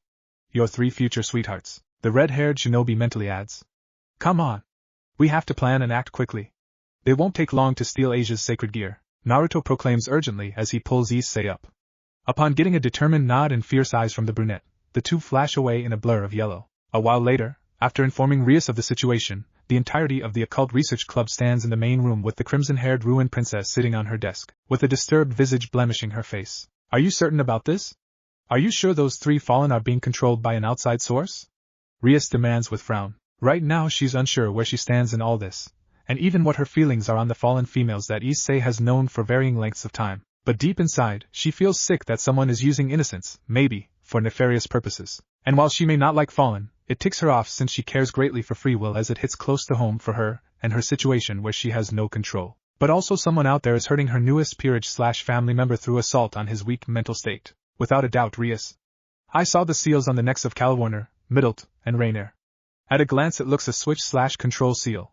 I've seen plenty in use before. It switches a person's personality when an object/person that the seal is designed against is notified through touch mostly, but it can also be activated by a finger command. Naruto explains sharply and with focused eyes, his cheerful self out the window right now and as he's in what could have been his Hokage mode. He of course knows the seals in question, as they were used during the Fourth Shinobi World War, and in a few adventures Naruto went on prior to the awful war. All applied forcefully to weaken the morale of others, with examples of its usage being on Choji, Kabuto, and even Kiba's mother. You've experienced its usage before, haven't you? Yuto says in the form of a statement, noticing the flash of rage and sadness in Naruto's eyes. His assumption is proven correct when the red-haired shinobi nods. I am sorry. It's okay. Naruto waves him off with a small smile before becoming serious. But right now there's 3 innocent people who are internally screaming for someone to free them. And while I know there's the odd person in this room who has issues of whatever type with Fallen, I promised Issei that I would save them, to save Asia and the Fallen. Plus I know for a fact that he will go get them anyway, so he can save his girlfriends. Naruto returns as he flicks his eyes over to the expressionless and strained form of Akino, whose eyes widen somewhat when she notices that he's referring to her, since the hidden message in the true sage's eyes display the fact that he knows what's hidden within the Priestess of Thunder. Issei casts his eyes over to his friend, his ocular orbs wide open in response to Naruto declaring that all 3 Fallen and Asia are his girlfriends. He smiles brightly that his friend will save the nun and the Fallen, even if it's just Issei and Naruto. Rias now is in a tight spot and she knows it. Her newest pawn will ignore her orders to not go after Asia and the Fallen without a doubt, and her newest ally will force the issue no matter due to his nature of helping others. At the same time she can use this to truly test Issei, prove his loyalties to her, and see what skills Naruto has also. But the whole premise of this mission is to save an ex-nun and 3 Fallen. What the hell is a devil to do now since she's contemplating saving 4 enemies to her kind? She then turns serious after being silent for a moment, taking a deep breath to calm herself. Okay, we'll attack. Stray exorcists and Fallen will heavily guard the church. Gasper, Akino, and myself will fight the ones outside. The rest if you will head inside. Understand? She orders firmly, moving straight into business mode, a general of an army heading to war. Thank you, President. Issei sighs out after holding his breath and wait for his king's words. Now he doesn't have to worry about pissing the pure devil off. He sees Naruto shake his head. Naruto? I'll be going with both teams. Shadow Clone Jutsu. Naruto informs them as another identical Naruto appears next to the real one in a cloud of smoke, with everyone looking on in shock. Akino, being Akino, looks at the 2 Narutos leeringly as ideas run rampant in her mind now knowing that the shinobi can clone himself. Oh my, can these clones of yours take punishment? She asks as an avalanche of perverse and sadist thoughts become more apparent in her lovely eyes. Shrugging his shoulders, the shinobi replies. Yeah, depending on how much chakra I pump into one. He then also smirks teasingly towards the kinky woman. I can also make thousands too, and I experience and learn everything they do. Yudo can't help but grumble at that, since by the sounds of it Naruto can train in anything using his darn clones, whereas he, and everyone else, are stuck with having to huff it by themselves. Akino licks her lips as her thoughts take a turn for the worst at what she can do with all of them. Naruto's. A blush engulfing her entire face dominates the room due to its glow. Kaniko's eyes widen as her mind also conjures up the thoughts of 1,000 Narutos. The thoughts of padding and other things plague her mind. Gasper and Issei both look at him in disbelief. Rias is having problems also, trying and failing to hide the blush as red as her crimson hair. But now is not the time to be thinking of that many Narutos. They need to move against the Fallen and their bunch. We need to go, now. Issei, remember this, the pawn isn't the weakest piece. It has a trait called promotion, which allows you take on the traits of the other pieces, barring the king, upon reaching the last of the enemy lines. Since the church is enemy territory, you'll be able to promote yourself. Rias explains seriously as she then watches Issei, Yudo, and Kaniko vanish through a quickly made magic circle, with the clone Naruto teleporting away in a flash of yellow. Herself, Akino, and Gasper also quickly leave through a magic circle, with Naruto using his seal on Rias to yank him over in a small explosion of light. Appearing in the tree line in front of the church, Issei, clone Naruto, Yudo, and Kaniko hide within the shrubbery and nature, looking at the tall and tainted religious structure housing their targets. The massive windows blacker than the night in stark contrast to the pure walls of white. What murderous intent! Issei mutters in awe as nervous sweat runs down his cheek. Clone Naruto scoffs faintly. Hardly, boss has felt much worse. Guess that'll be something boss will teach you when he trains you, so you don't freeze up in combat and get your precious life robbed from you. He comments nonchalantly, before poking his chin. Well again. Sorry, he mutters absent-mindedly upon recalling Issei already being killed by his girlfriend. Strange relationship. There must be lots of stray priests gathered. Yuto surmises as he grips his elegant sword. Resisting the urge to shiver at Naruto's words, however. I'm glad you guys came with me then. I wouldn't have been able to do this by myself, Issei thinks as he glances to Yuto with appreciation. Like boss promised you, Issei, we will save your girlfriends. Clone Naruto reminds the brunette with a foxy smile, getting yet another heated blush from the boy. We're a team after all. And personally I'm not fond priests or fallen angels. I hate them, Yuto says with a handsome smile before it drops rapidly at the end as he broods over the past. Clone Naruto picks up the note though, and so does Kaneko. The shadow clone mentally groans at this before making a reminder to sort Yuto out and fast.no way on God's earth. Will he let another person follow the curse of hatred? Issei frowns however at the words. I will save Asia, Yuto, and I will save my fallen girlfriend and friends. Don't judge a race based on the actions of one. I won't do that here. I will save them, he tells himself, recalling Naruto's words from a few days ago. He spots Kaneko and clone Naruto moving forward. They know we're here. Kaneko and clone Naruto say at the same time, one apathetically, and the other seriously. Kaneko, when the other two lingering boys reach her and clone Naruto, kicks the tall doors wide open. Issei.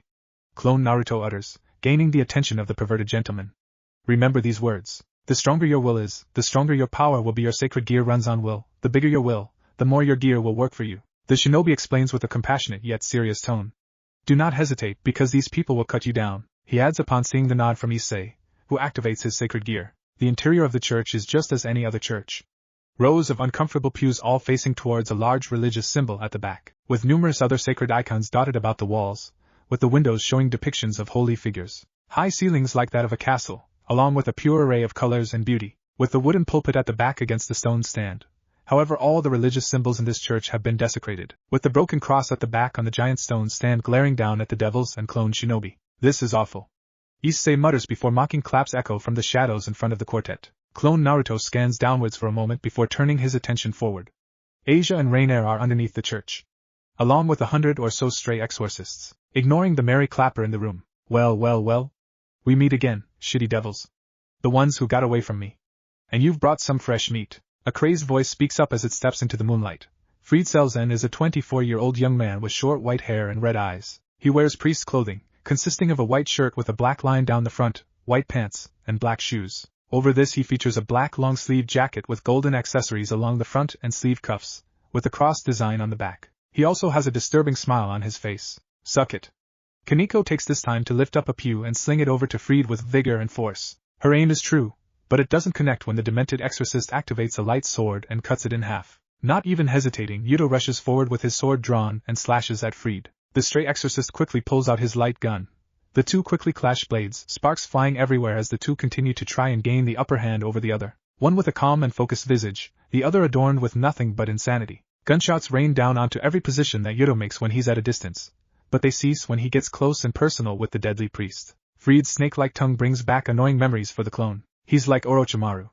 Clone Naruto mutters in disgust, recalling the many times he battled the sick and twisted man. Going back to back for a moment, Yuto spins around and slashes across Fried's chest, only to miss when the exorcist parries the blow with his own sword. You're good. The knight praises with reluctance, having to admit that the honor of the swordsman and is impressed with Fried's abilities. Aiming for a stab to Yuto's midsection, the younger male dodges Fried expertly, however he aims his gun at the blonde's face. Not too shabby, shame I have to kill you. He then fires the gun point blank, only for his light rounds to miss, and his gun to be kicked out of his hand when Yuto backflips. Yuto, upon landing, activates his sacred gear. His sword turns black and strikes the light sword of Fried's when they clash again, only for the light to be devoured. Meet my sword, holy eraser. Glancing at his broken blade, Fried growls as he focuses his attention to Yuto. Fuck, you've got a sacred gear too. However, in his absence of self, he doesn't notice Issei appear next to him. Promotion, Rook! He bellows as he strikes a thunderous blow to the temple of the mad exorcist, rocking him across the floor and into the back of the church. That was for hurting Asia. Damn, that felt so good, Issei remarks. It does, doesn't it? Clone Naruto whistles out before he notices Fried jump out of the smoke from his tumble earlier, with two light swords in his hand. He aims a hand out as large arcs of electricity generate around him. The shadow clone then fires a sharp whirlpool green/blue bolt of lightning. Lightning release, Uzumaki lightning strike.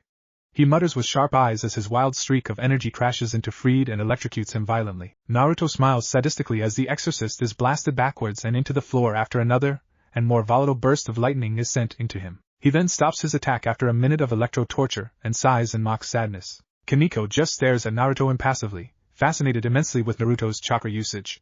It's similar to our magic. Yuto has sweat running down his face at the thought of another Akino-like character hanging around with them, although he internally shudders when he recalls that Naruto will train them. We're in trouble. Although I think Akino will just love Naruto. Freed, barely getting off the floor due to the twitches of the intense electrifying experience, throws a light bomb on the ground. I won't be killed by some devils and a devil lover. Farewell. He cries out, only to not be anywhere nearby then the light dissipates. Kaneko, not wanting to waste time, quickly belts the pulpit with sickening strength and demolishes it. Come on. The four look down into the abyss of the shaft that leads into the depths. In the forest nearby, the rest of the ORC are standing still. Akino, Gasper, Rias, and Naruto all positioned in a square formation as they look to their targets in front of the pure devil, Middlet and Kalwarner, and both of them are still controlled as evident by their red and dull eyes. Finally, took you all long enough to get here.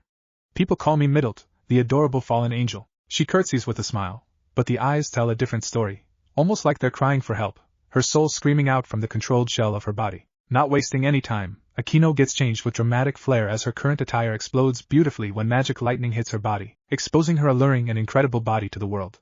Naruto blushes but he soon calms it down due to the serious situation. Strings wrap around Akino and form a new set of interesting clothing for her, items that Naruto seems to really like on her. Akino is now wearing a traditional Miko attire, consisting of a white haori with red accents, a red hakama, and a pair of zora with white tabi. Middlet and Kalwarner then create pink and yellow light spears and prepare to jump into the air and battle Rias' peerage. However, the taller and older woman is frozen still by Gasper's sacred gear, leaving Middlet by herself. The ceremony won't be interrupted. We will have the twilight healing, Middlet reveals as she takes flight, throwing her corrupted light spear towards Akino, only for it to be destroyed by Akino's lightning that she expels from her body. The fallen angel is able to dodge the rest of the lightning. Come on, save me! Her inner self shouts out. We've already got some cheerful people inside. ISSCI is leading the charge. Akino stresses as she looks to the fallen angel with a mischievous expression. Her closed eyes also add to this. Middlet's eyes gain their shine and original color back for a moment upon hearing Issei's name, something that also happens with the frozen Kalwarner. However, the small fallen angel grips her head in pain as the seal assumes control again from an outside source. But she gasps faintly when she notices something heading towards Akino. Nonetheless, Middlet isn't able to say anything. Naruto then jumps behind Akino and expertly grabs the blue light spear aiming for her heart and spine, surprising the queen and the others. The shinobi holds it still and examines it curiously, poking it with his free hand as he ignores the strange looks from everyone. He then glances up to the person who threw the corrupted light spear. Danasik. Rias mutters sharply as she looks towards the man in question. Danasik is a 47-year-old man with short black hair and dark blue eyes. His attire consists of a pale gray trench coat over a white dress shirt with a matching ascot, black pants and shoes, a pair of black gloves, and a black fedora. He has two fallen wings. Ah. Donut man, fancy seeing you here of all places. Naruto remarks with an evil smile, recalling their meeting a few months ago. His words shock everyone, although Rias, Akino, Middlet, and Gasper all chuckle. Kalwarner would laugh too, but she's frozen. You! The older fallen angel growls out.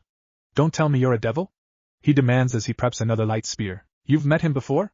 Gasper questions nervously, shocked that his teacher had encountered this fallen angel before. Yep, met the old man in Canada 2 months ago. Tried to fight me, only for him to lose spectacularly. Then I tore 4 of his wings out and beat him with them. Ah, such good memories.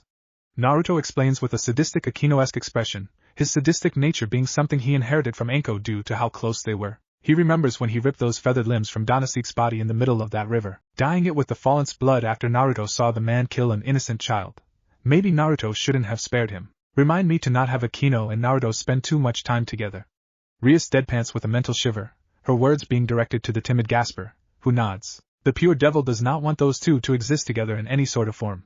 The universe might not handle Sadist-chan and Sadist-kun together. Or maybe Rias is a bit annoyed at the fact that her shinobi body pillow might attract Akino more. It's a barrier? Danasik barks out, however he jerks in shock as a horrible pain erupts in his chest. Looking down, he sees his own light spear through his torso, thrown at him by Naruto himself. Looks like you tripped on your light dildo, donut man. For shame, it's not meant to go there. Naruto mocks before turning away from the skewered man, insulting Danasik one last time by showing him his back. The shinobi then glances at Rias with his rich eyes, before he flashes over to Kalwarner just as Gasper cancels his forbidden Bellevue. Naruto knocks out the fallen female before he looks over to Middlet. He then uses a power from Kurama, a fox genjutsu, to knock her out cold. Although the fallen girl blasts off with a massive nosebleed into a tree to knock her out some more, since he used Issei, in a perverted way, to put her to sleep. That was juicy, Naruto. Matatabi purrs out as she eyes up the handiwork of her vessel. However, she notices a miserable and envious sensation run through the red-haired boy. Thank you? Although I have to admit that I'm a bit envious of Issei for having so many people that love him. Guess that might be the only thing I lust for. Naruto replies despondently as he creates another shadow clone to carry Middle whilst he picks up Calawerner. There's nothing wrong with wanting love and affection, Naruto. You lived a life lacking love of most sorts, sadly, but don't think it's a bad thing. We know that you'll find your love soon. Son Goku gruffly comments with tenderness, having heard the story of its host from young Kurama, a story that mentally made the giant monkey detest the shinobi and humans of Konoha, until Naruto convinced him to forgive them for what awful things they did to the child of prophecy. I hope I find love one day. The true sage thinks back with a soft tone. We know you will. Chomei responds motherly, her tone soothing and gentle. Danasik however laughs as he makes the impaled light spear vanish from his torso, creating another beside him in short order. Devil-loving filth, so like that idiot who fell in love with those fallen sluts, ha. A devil-loving fallen? Are you hanging out with the devils to find a lover? Such jokes. He snarls out with roaring laughter, finding it amusing that such a pathetic human such as Naruto would befriend such creatures of lust and selfishness. Also similar with Issei's attachment with the fallen girls and the nun, no longer amused by the fallen male in front of her, and further infuriated that he insulted Naruto and her newest family member in the form of Issei. Rias activates her power of destruction. Her form glows red as a magic circle appears in under her. Her long locks of hair thrust into the air as her eyes shine a demonic red. Naruto can't help but be mesmerized by the incredible beauty of it all. You made fun of my pawn, you insulted my newest ally. Drop dead, pathetic fallen angel, the Princess of Destruction says emotionlessly as she then fires her violent and incredible blast of black and red energy at Danasik, her eyes glaring up at his shocked form before it is reduced to nothingness in the wind. Calming down from her power high, Rias returns to normal and turns to look at the two Narutos who are carrying the two fallen females. Rias then addresses the rest of her peerage who stand next to her. We'll head to the church now. She orders as the magic barrier drops. The party of devils and shinobi soon begin their slow walk to the tainted religious structure. Asia! Rainer! Issei bellows out from his position at the end of the staircase that leads back up to the church floor. Within the deep basement of the church, Team Issei are now in a wide stone room with numerous support pillars along the walls. Towards the back there's a staircase that leads to a platform where there's a stone cross. Chained to the cross is a pale and white dress-clad Asia, in a position reminiscent to the sun at the end of his life. Veins of green appear on the cross suddenly as the small army of priests turn to face the intruders. Issei? Asia mutters as she looks with wide eyes at her first friend, her eyes shining brightly as she attempts a smile. However, green lightning then explodes around her, as she hisses in discomfort for a moment before it becomes a cry of untold pain. Like her very soul and blood are on fire. Sorry for the dramatic reunion, devils, but the ritual is over, Rainer explains with a cruel grin, her hypnotic and hypnotized eyes glaring down at the devils and clone with smugness. The controlled fallen girlfriend of Issei laughs at the cries of pain from Asia. Issei? Please don't do this, Rainer? Issei shouts out in a feeble attempt to reach his girlfriend inside that controlled husk. But alas, it's not to be. I know you're there. I know you're not this monster. Asia will die, Yuto lugubriously explains as he prepares to fight the stray exorcists. Get ready to move on my mark. Pulling a horse hand seal to his mouth, clone Naruto calls on an attack that will clear the majority of the room. Fire release. Great fire annihilation.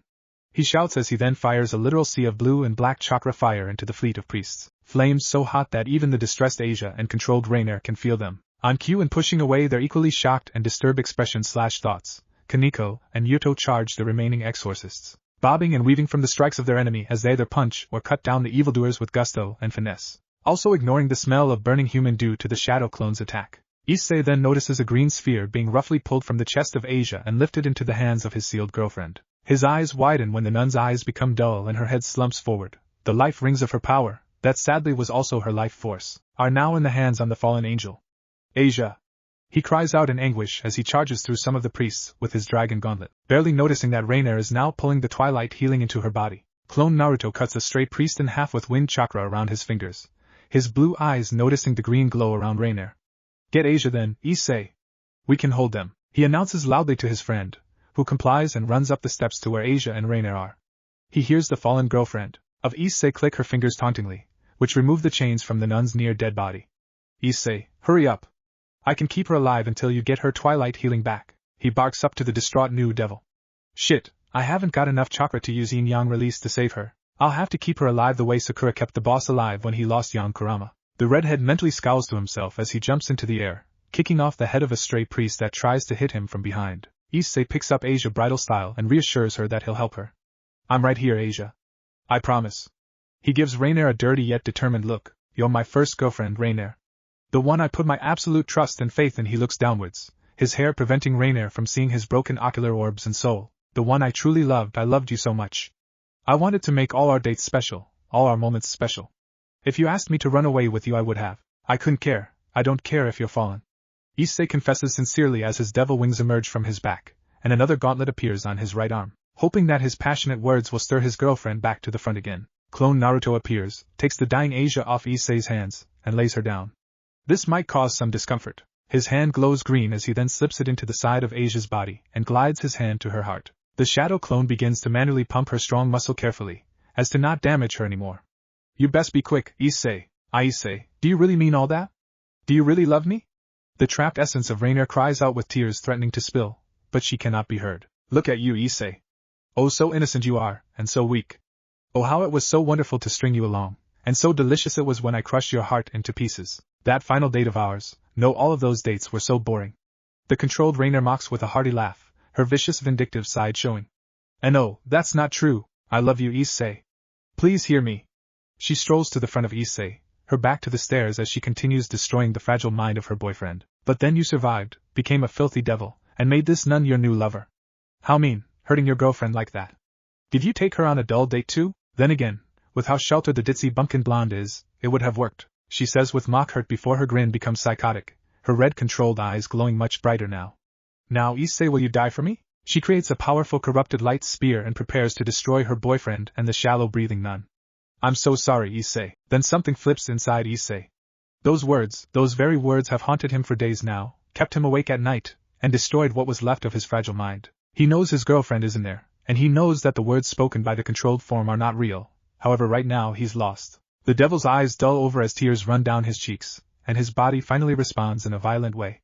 Boost, boost, boost, boost. He bellows out with a mighty war cry as his eyes glow green. Issei quickly spears his girlfriend into the air, the two spinning around until the shocked Rainier controls it and sends them through the staircase that leads upstairs to the church, the corridor being destroyed by them fighting as the basement shakes. Clone Naruto keeps his eyes on the dying nun as he keeps pumping her heart. Don't worry, Asia. Issei will save you. He's a caring and loving person, a bit perverted, but he has a good heart and equally good intentions. He promised to take you everywhere, to see the world with your two eyes, all those amusement parks and restaurants. Issei will spoil you so much, treat you right, and be the best friend for you, I should know. He explains fondly with a sincere smile. You still have plenty of life to live. You're my sister Asia, and I will be there for you like the big brother you wanted when we spoke during our walk days ago. Do not leave us, Asia, he boldly declares tenderly to her as he watches the nun barely cling on to life, with the dying Asia smiling and shedding tears at the warmth and passion that Issei and Naruto are showing for her in their own ways, the world around them becoming silent as Yuto and Kaneko walk up the stairs after ending the stray priests. Asia's dull eyes lock on the clone's emotional ones as tears run down her cheeks. Naruto, she mutters quietly with warmth, her hand now on the shinobi's whiskered cheek. You are the best older brother, even though it was only for a day, she admits with the most beautiful smile, her eyes staring into Naruto's own as she gasps faintly upon seeing something familiar in his eyes, a look that she has in her own. Your eyes, they're like mine, the nun says sadly as she can see his soul is like hers, that he had been used before, and that his eyes cry out for friendship. Since as a healer and a nun, she can easily spot when someone is in distress and pain, something akin to how devils can read the souls and the eyes of humans that they prey on.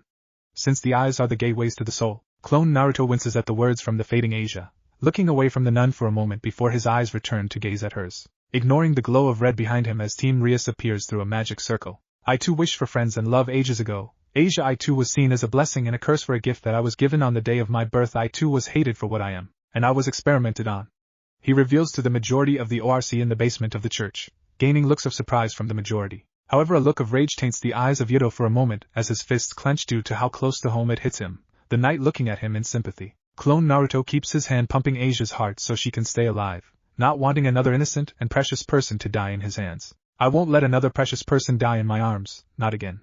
Not like Niji. A crash from upstairs gains everybody's attention, the crash being Issei, who was thundered into some of the pews violently by his controlled girlfriend. The perverted gentleman hisses in pain before he jumps out of the rubble of wood and dust as he dodges a light spear to his chest. Boost! Boost! He cries before blurring and punching Rainier in the midsection and sending her across the room. She was a healer, she could have helped people, she did nothing to deserve this fate, she deserved so much more.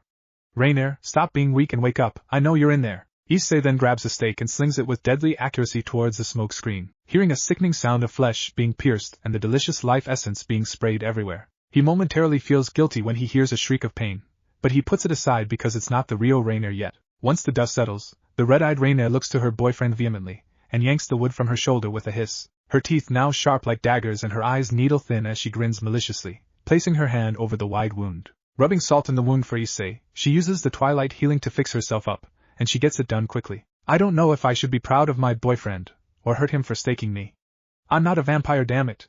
The true Rainier fumes out in a mixture of pride and annoyance. No matter the injury, I can heal instantly. Such a wonderful gift bestowed upon me by the true fallen angel leader, Kokabeel. Not that pacifist, Azazel, or that pathetic Shemhazai. She casually speaks as she does a mock prayer. The controlled Rainier then opens her eyes, meets Issei's green ones head on, and licks her lips. She then quickly flies over to him and aims a punch to his face, but she misses his fist coming at her, resulting in the two of them slamming their fists into each other's faces. Issei, stunned at the punch for a moment, regains his scattered brain cells and moves to kick her. However, Rainier spots this coming from a mile away and backpedals, pulling a backflip and connecting her foot with his chin. The staggered devil then gets a light spear in each thigh before being kicked in the stomach and launched across the floor. The burning of the corrupt light causes him to grimace and moan in pain in his slumped position. He looks up to the sneering Rainier, his eyes defiant to the end. This is the fate of all sacred gear users, Issei. They die, or they become weapons for one of the many factions. Humans don't have a chance in this world, they get hunted or discriminated against for having such power, forcing them to become lonely and pathetic hermits really, until they are spotted. Rainier cruelly remarks, sadly displaying the truth about how the many factions really care about sacred gear users, either enslaving them, or ending them so they don't become a threat. That's such bullshit. What kind of world is that? We deserve a choice. Asia didn't deserve to die for such crap. I could have protected her. Issei barks back angrily, trying to stand tall only to fail due to the pain of the light eating away at his flesh and muscle and his legs.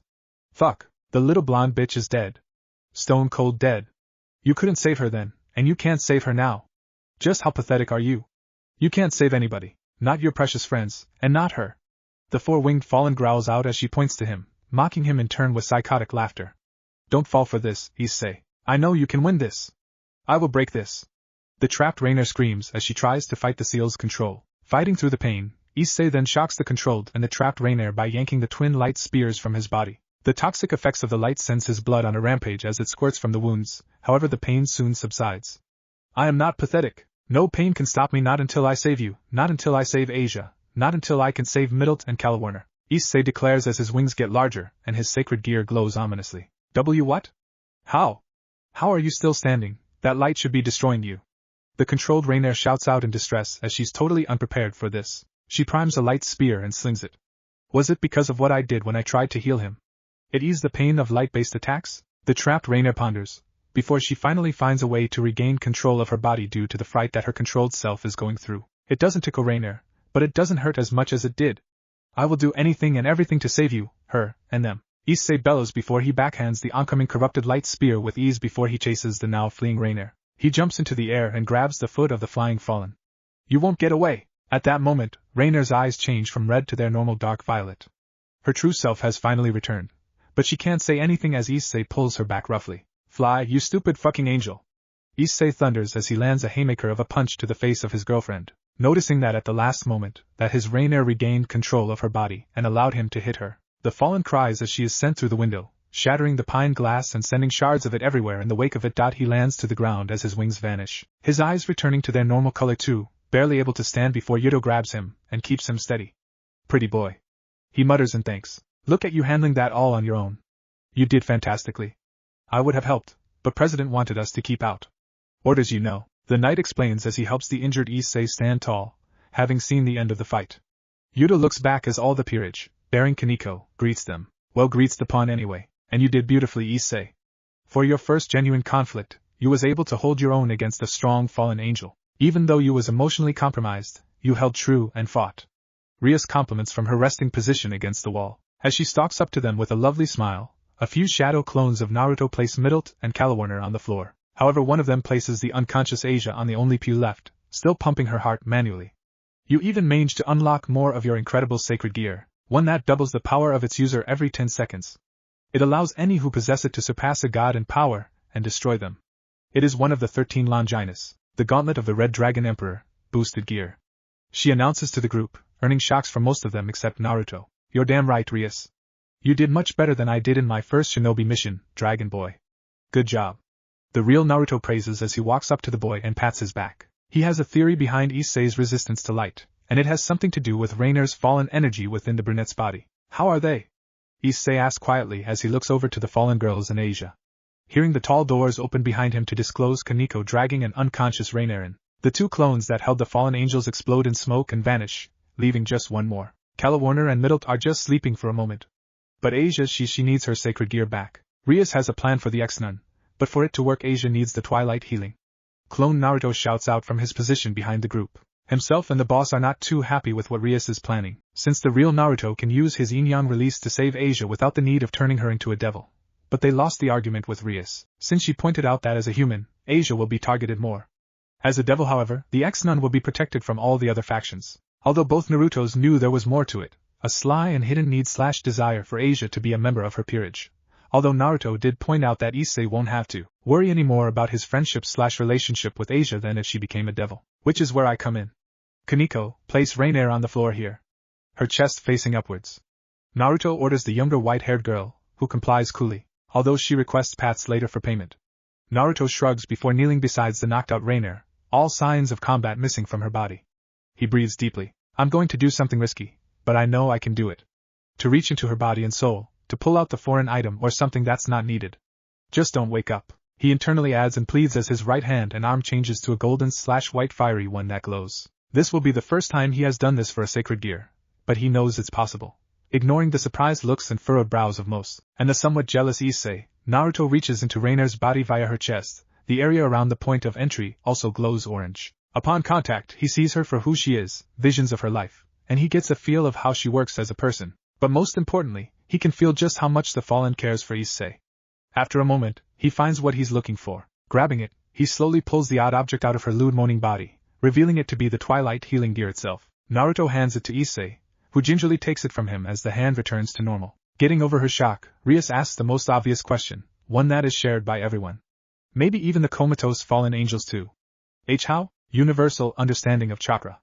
I have the knowledge of every technique, plus my ability to connect my spiritual energy to the spiritual energies of others through Nishu makes the process easier. Naruto explains to them quickly as he watches Issei push the sacred gear back into Asia and returning it to its proper place. Although that was the first time I used it to extract a sacred gear. Last time I used it was against the devil when I tore the evil piece from his body, he adds casually, however that makes the devils not looking at him snap their heads back to him and nearly suffering from whiplash in the process. You can remove evil pieces? Yuto politely questions with a stammer to his voice, however he didn't hear wrong when Naruto nods in response to his query. Yep. Now Rias, do you think and reincarnate Asia? She's borderline dead now, even with the sacred gear returned to her. She needs life, Clone Naruto announces as he pulls his hand out of Asia and heals the wound he caused to pump her heart. He soon vanishes in a cloud of smoke, his life now over. Rias nods and walks over to the now dead nun, pulling a bishop piece out of her skirt in the process. Move her onto the floor, please, she orders, with Issei instantly responding. Once Asia is placed on the floor, a magic seal appears under the nun as the evil piece sits on her chest. In the name of Rias Gremory, I call to Asia Argento. Hear my command. Return thy soul from the shadows of death to the human realm. Rise once more as my devil servant, she chants as an otherworldly glow of spectral wrap around and echo from Asia. Rejoice as you have been given new life. Wake as my healer and clergyman, she finishes as the bishop piece phases into her body and becomes one with her. Asia's sacred gear is shining with life once more in response. Just as Issei is about to ask if it worked, the newly reincarnated devil nun moves faintly as her eyes open once more with the bright light and life they held when she first met Issei and Naruto. You're alive, Asia? Wait, is that really her? Issei questions his president and king, who nods in return to her pawn's inquiry.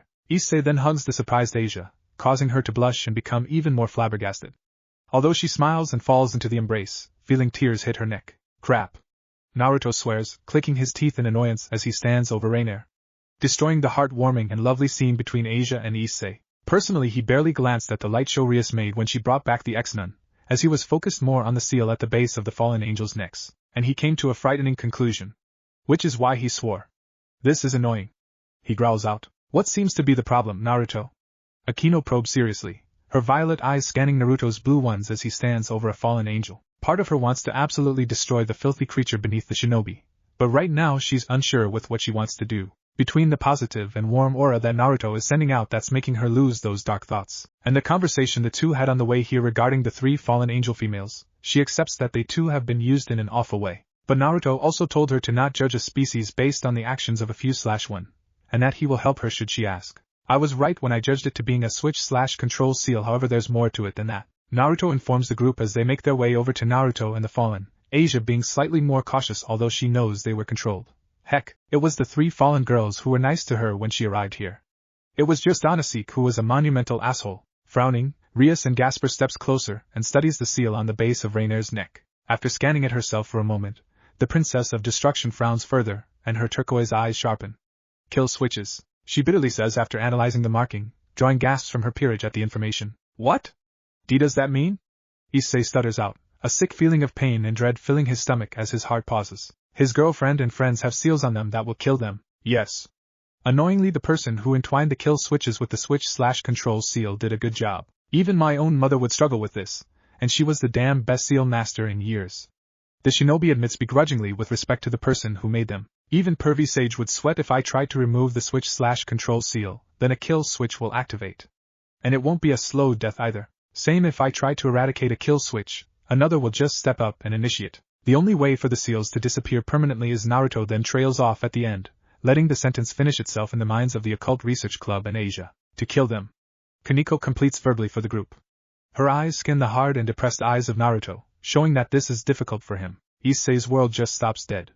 Tears start to gather under his eyes as he understands that the way to save his girlfriend and friends is to kill them and set them free. He doesn't want to let them go. He can't do that. Call him selfish, but in truth he's like Naruto like that. The brunette's fists clench, his nails digging into his skin and drawing blood as he can't accept that his friend/girlfriend must die. Naruto, he shivers out, his teeth gritting silently. If I had more time I might be able to sort this.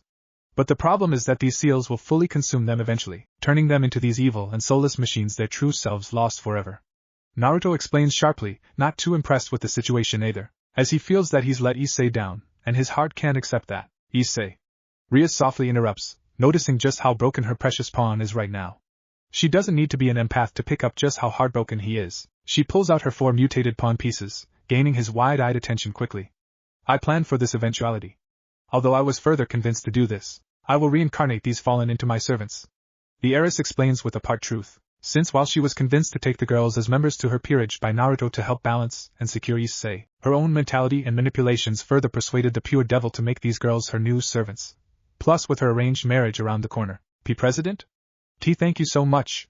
I won't ask for anything else. Issei exclaims happily with tears running down his face, his heart and emotions all over the place, just thankful that his king is doing this for him.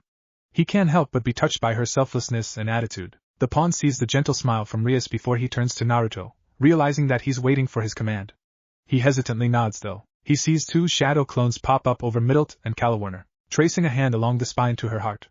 Naruto closes his eyes and releases a breath before he uses wind chakra in a lance motion, cutting straight through Reina like a hot knife on butter, killing her instantly.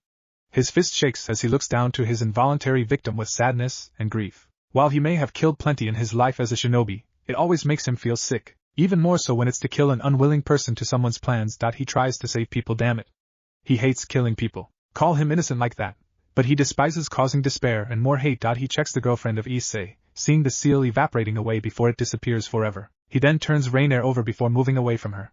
He can't even look over to Issei right now, knowing just how devastated the boy will be. I'm sorry, Issei, he mutters, feeling an uneasy shake from his friend in response. But Naruto knows that Issei might not like him anymore, and he honestly can't blame him all the same. The clones do the same to Middlet and Calawarner before turning the girls over. They then vanish. It was necessary, Naruto. Koko affirms for its host, picking up the turmoil Naruto is going through for killing them. Issei, what are their full names? Rias requests as she places 2 of her mutated pawns on Rainier, and 1 on both Middlet and Calawarner, before taking her place over Rainier so she can start with the stronger fallen. Without even hesitating, Issei replies to the question from his king. Rainier Amano, Middlet Teeps, and Calawarner Yoru. Although he hears a startled gasp from Gasper upon hearing Middlet's last name, since Teeps is the last name of his only friend when he was younger, and the person who influenced him much back in the day, with the magic circle appearing under Rainier, Rias being her reincarnation act. In the name of Rias Gremory, I call to Rainier Amano. Hear my command. Return thy soul from the shadows of death to the human realm. Rise once more as my devil servant. She chants as a wraith-like radiance of energy wraps around and emerges from the fallen angel turning fallen/devil hybrid. Rejoice as you have been given new life. Wake as my pawn and solitaire. She bellows out as the two mutated pawn pieces sink into the chest of Rainier, with the process also healing her of the injuries she sustained thanks to Naruto. Moving quickly onto the Middlet and Calawarner, she repeats the process again before moving back to her group, slightly tired after reviving 4 people from death in the space of a few minutes. Soon after, the 3 former fallen wake up and groan out, with Rainier being the more vocal as they clear the cobwebs out of their heads. Issei? Rainier mutters out as she looks around, seeing her fallen friends before she eyes up the group of devils and their ally in front of her. Rainier? Issei returns as he slowly walks up to his girlfriend, before he jumps over to her and tightly embraces her. Rainier! He cries out. Issei! Rainier shouts back in joy as she keeps him close to her, happily reciprocating the hug. She can feel him trembling in her arms as she holds her boyfriend close. I'm so sorry for everything that's happened. Everyone smiles at the newly reunited couple, although Asia, Calawarner, and Middlet have strings of jealousy run through them, so they all swarm Issei and hug him too. Naruto watches on with a longing smile, ignoring his own jealousy of the scene. He too wishes for companionship like that, for someone to spend his life with. Although he doesn't know if it's possible due to his life force and regeneration, since Kurama speculated that he could live for many hundreds of years just with his own Uzumaki, Namikaze, Senju, and Otsutsuki genes, never mind with the tailed beast, or all of the tailed beasts, inside him to further keep him alive. He'd outlive his wife/wives and their kids, and even their kids' offsprings, maybe one day. The true sage mutters softly, ignoring the wondering eyes of Rias, Akino, and Kaneko. Although his thoughts are mirrored by Rias unknowingly, the red-haired shinobi looks to his right palm, seeing the yang symbol placed on it, and recalling another item he can summon with this hand. Something that was given to him by the church when he was in Italy years ago due to his pure heart and brilliant light. A holy sword, a weapon that he used plenty in his shinobi life, and the very thing that nearly cost him his life at a young age. However, musing about Italy makes him think back to a person he met in his youth, a precious person that as a kid he fell head over heels for. A person Naruto saw every day by using the Flying Thunder God technique to see her and play with her when he wasn't with Issei or Irina. A passionate and flexible religious, and also stubborn, girl with the most beautiful dark yellow/golden eyes, and the most mesmerizing blue hair he had seen. A girl named Zenobia Corda, who he affectionately called Blue. Naruto looks up to the peerage in front of him, with Issei nearly dying again due to how the 4 girls are smothering him, wondering if he'll ever see Zenobia again, and if she'll remember him, and if she's still as blunt and rash as she was back then. Then again with the promise they made, before they separated years ago, he's somewhat scared of not being able to find her, not knowing that he'll be seeing her very soon. What if Naruto has the power of Hagoromo in high school DxD Harem? And thanks for watching my video till the end. If you enjoyed this content, then do consider subscribing to my channel, and leave a like if you guys need the next part, comment down, and thanks for watching the video, and see you guys in the next video.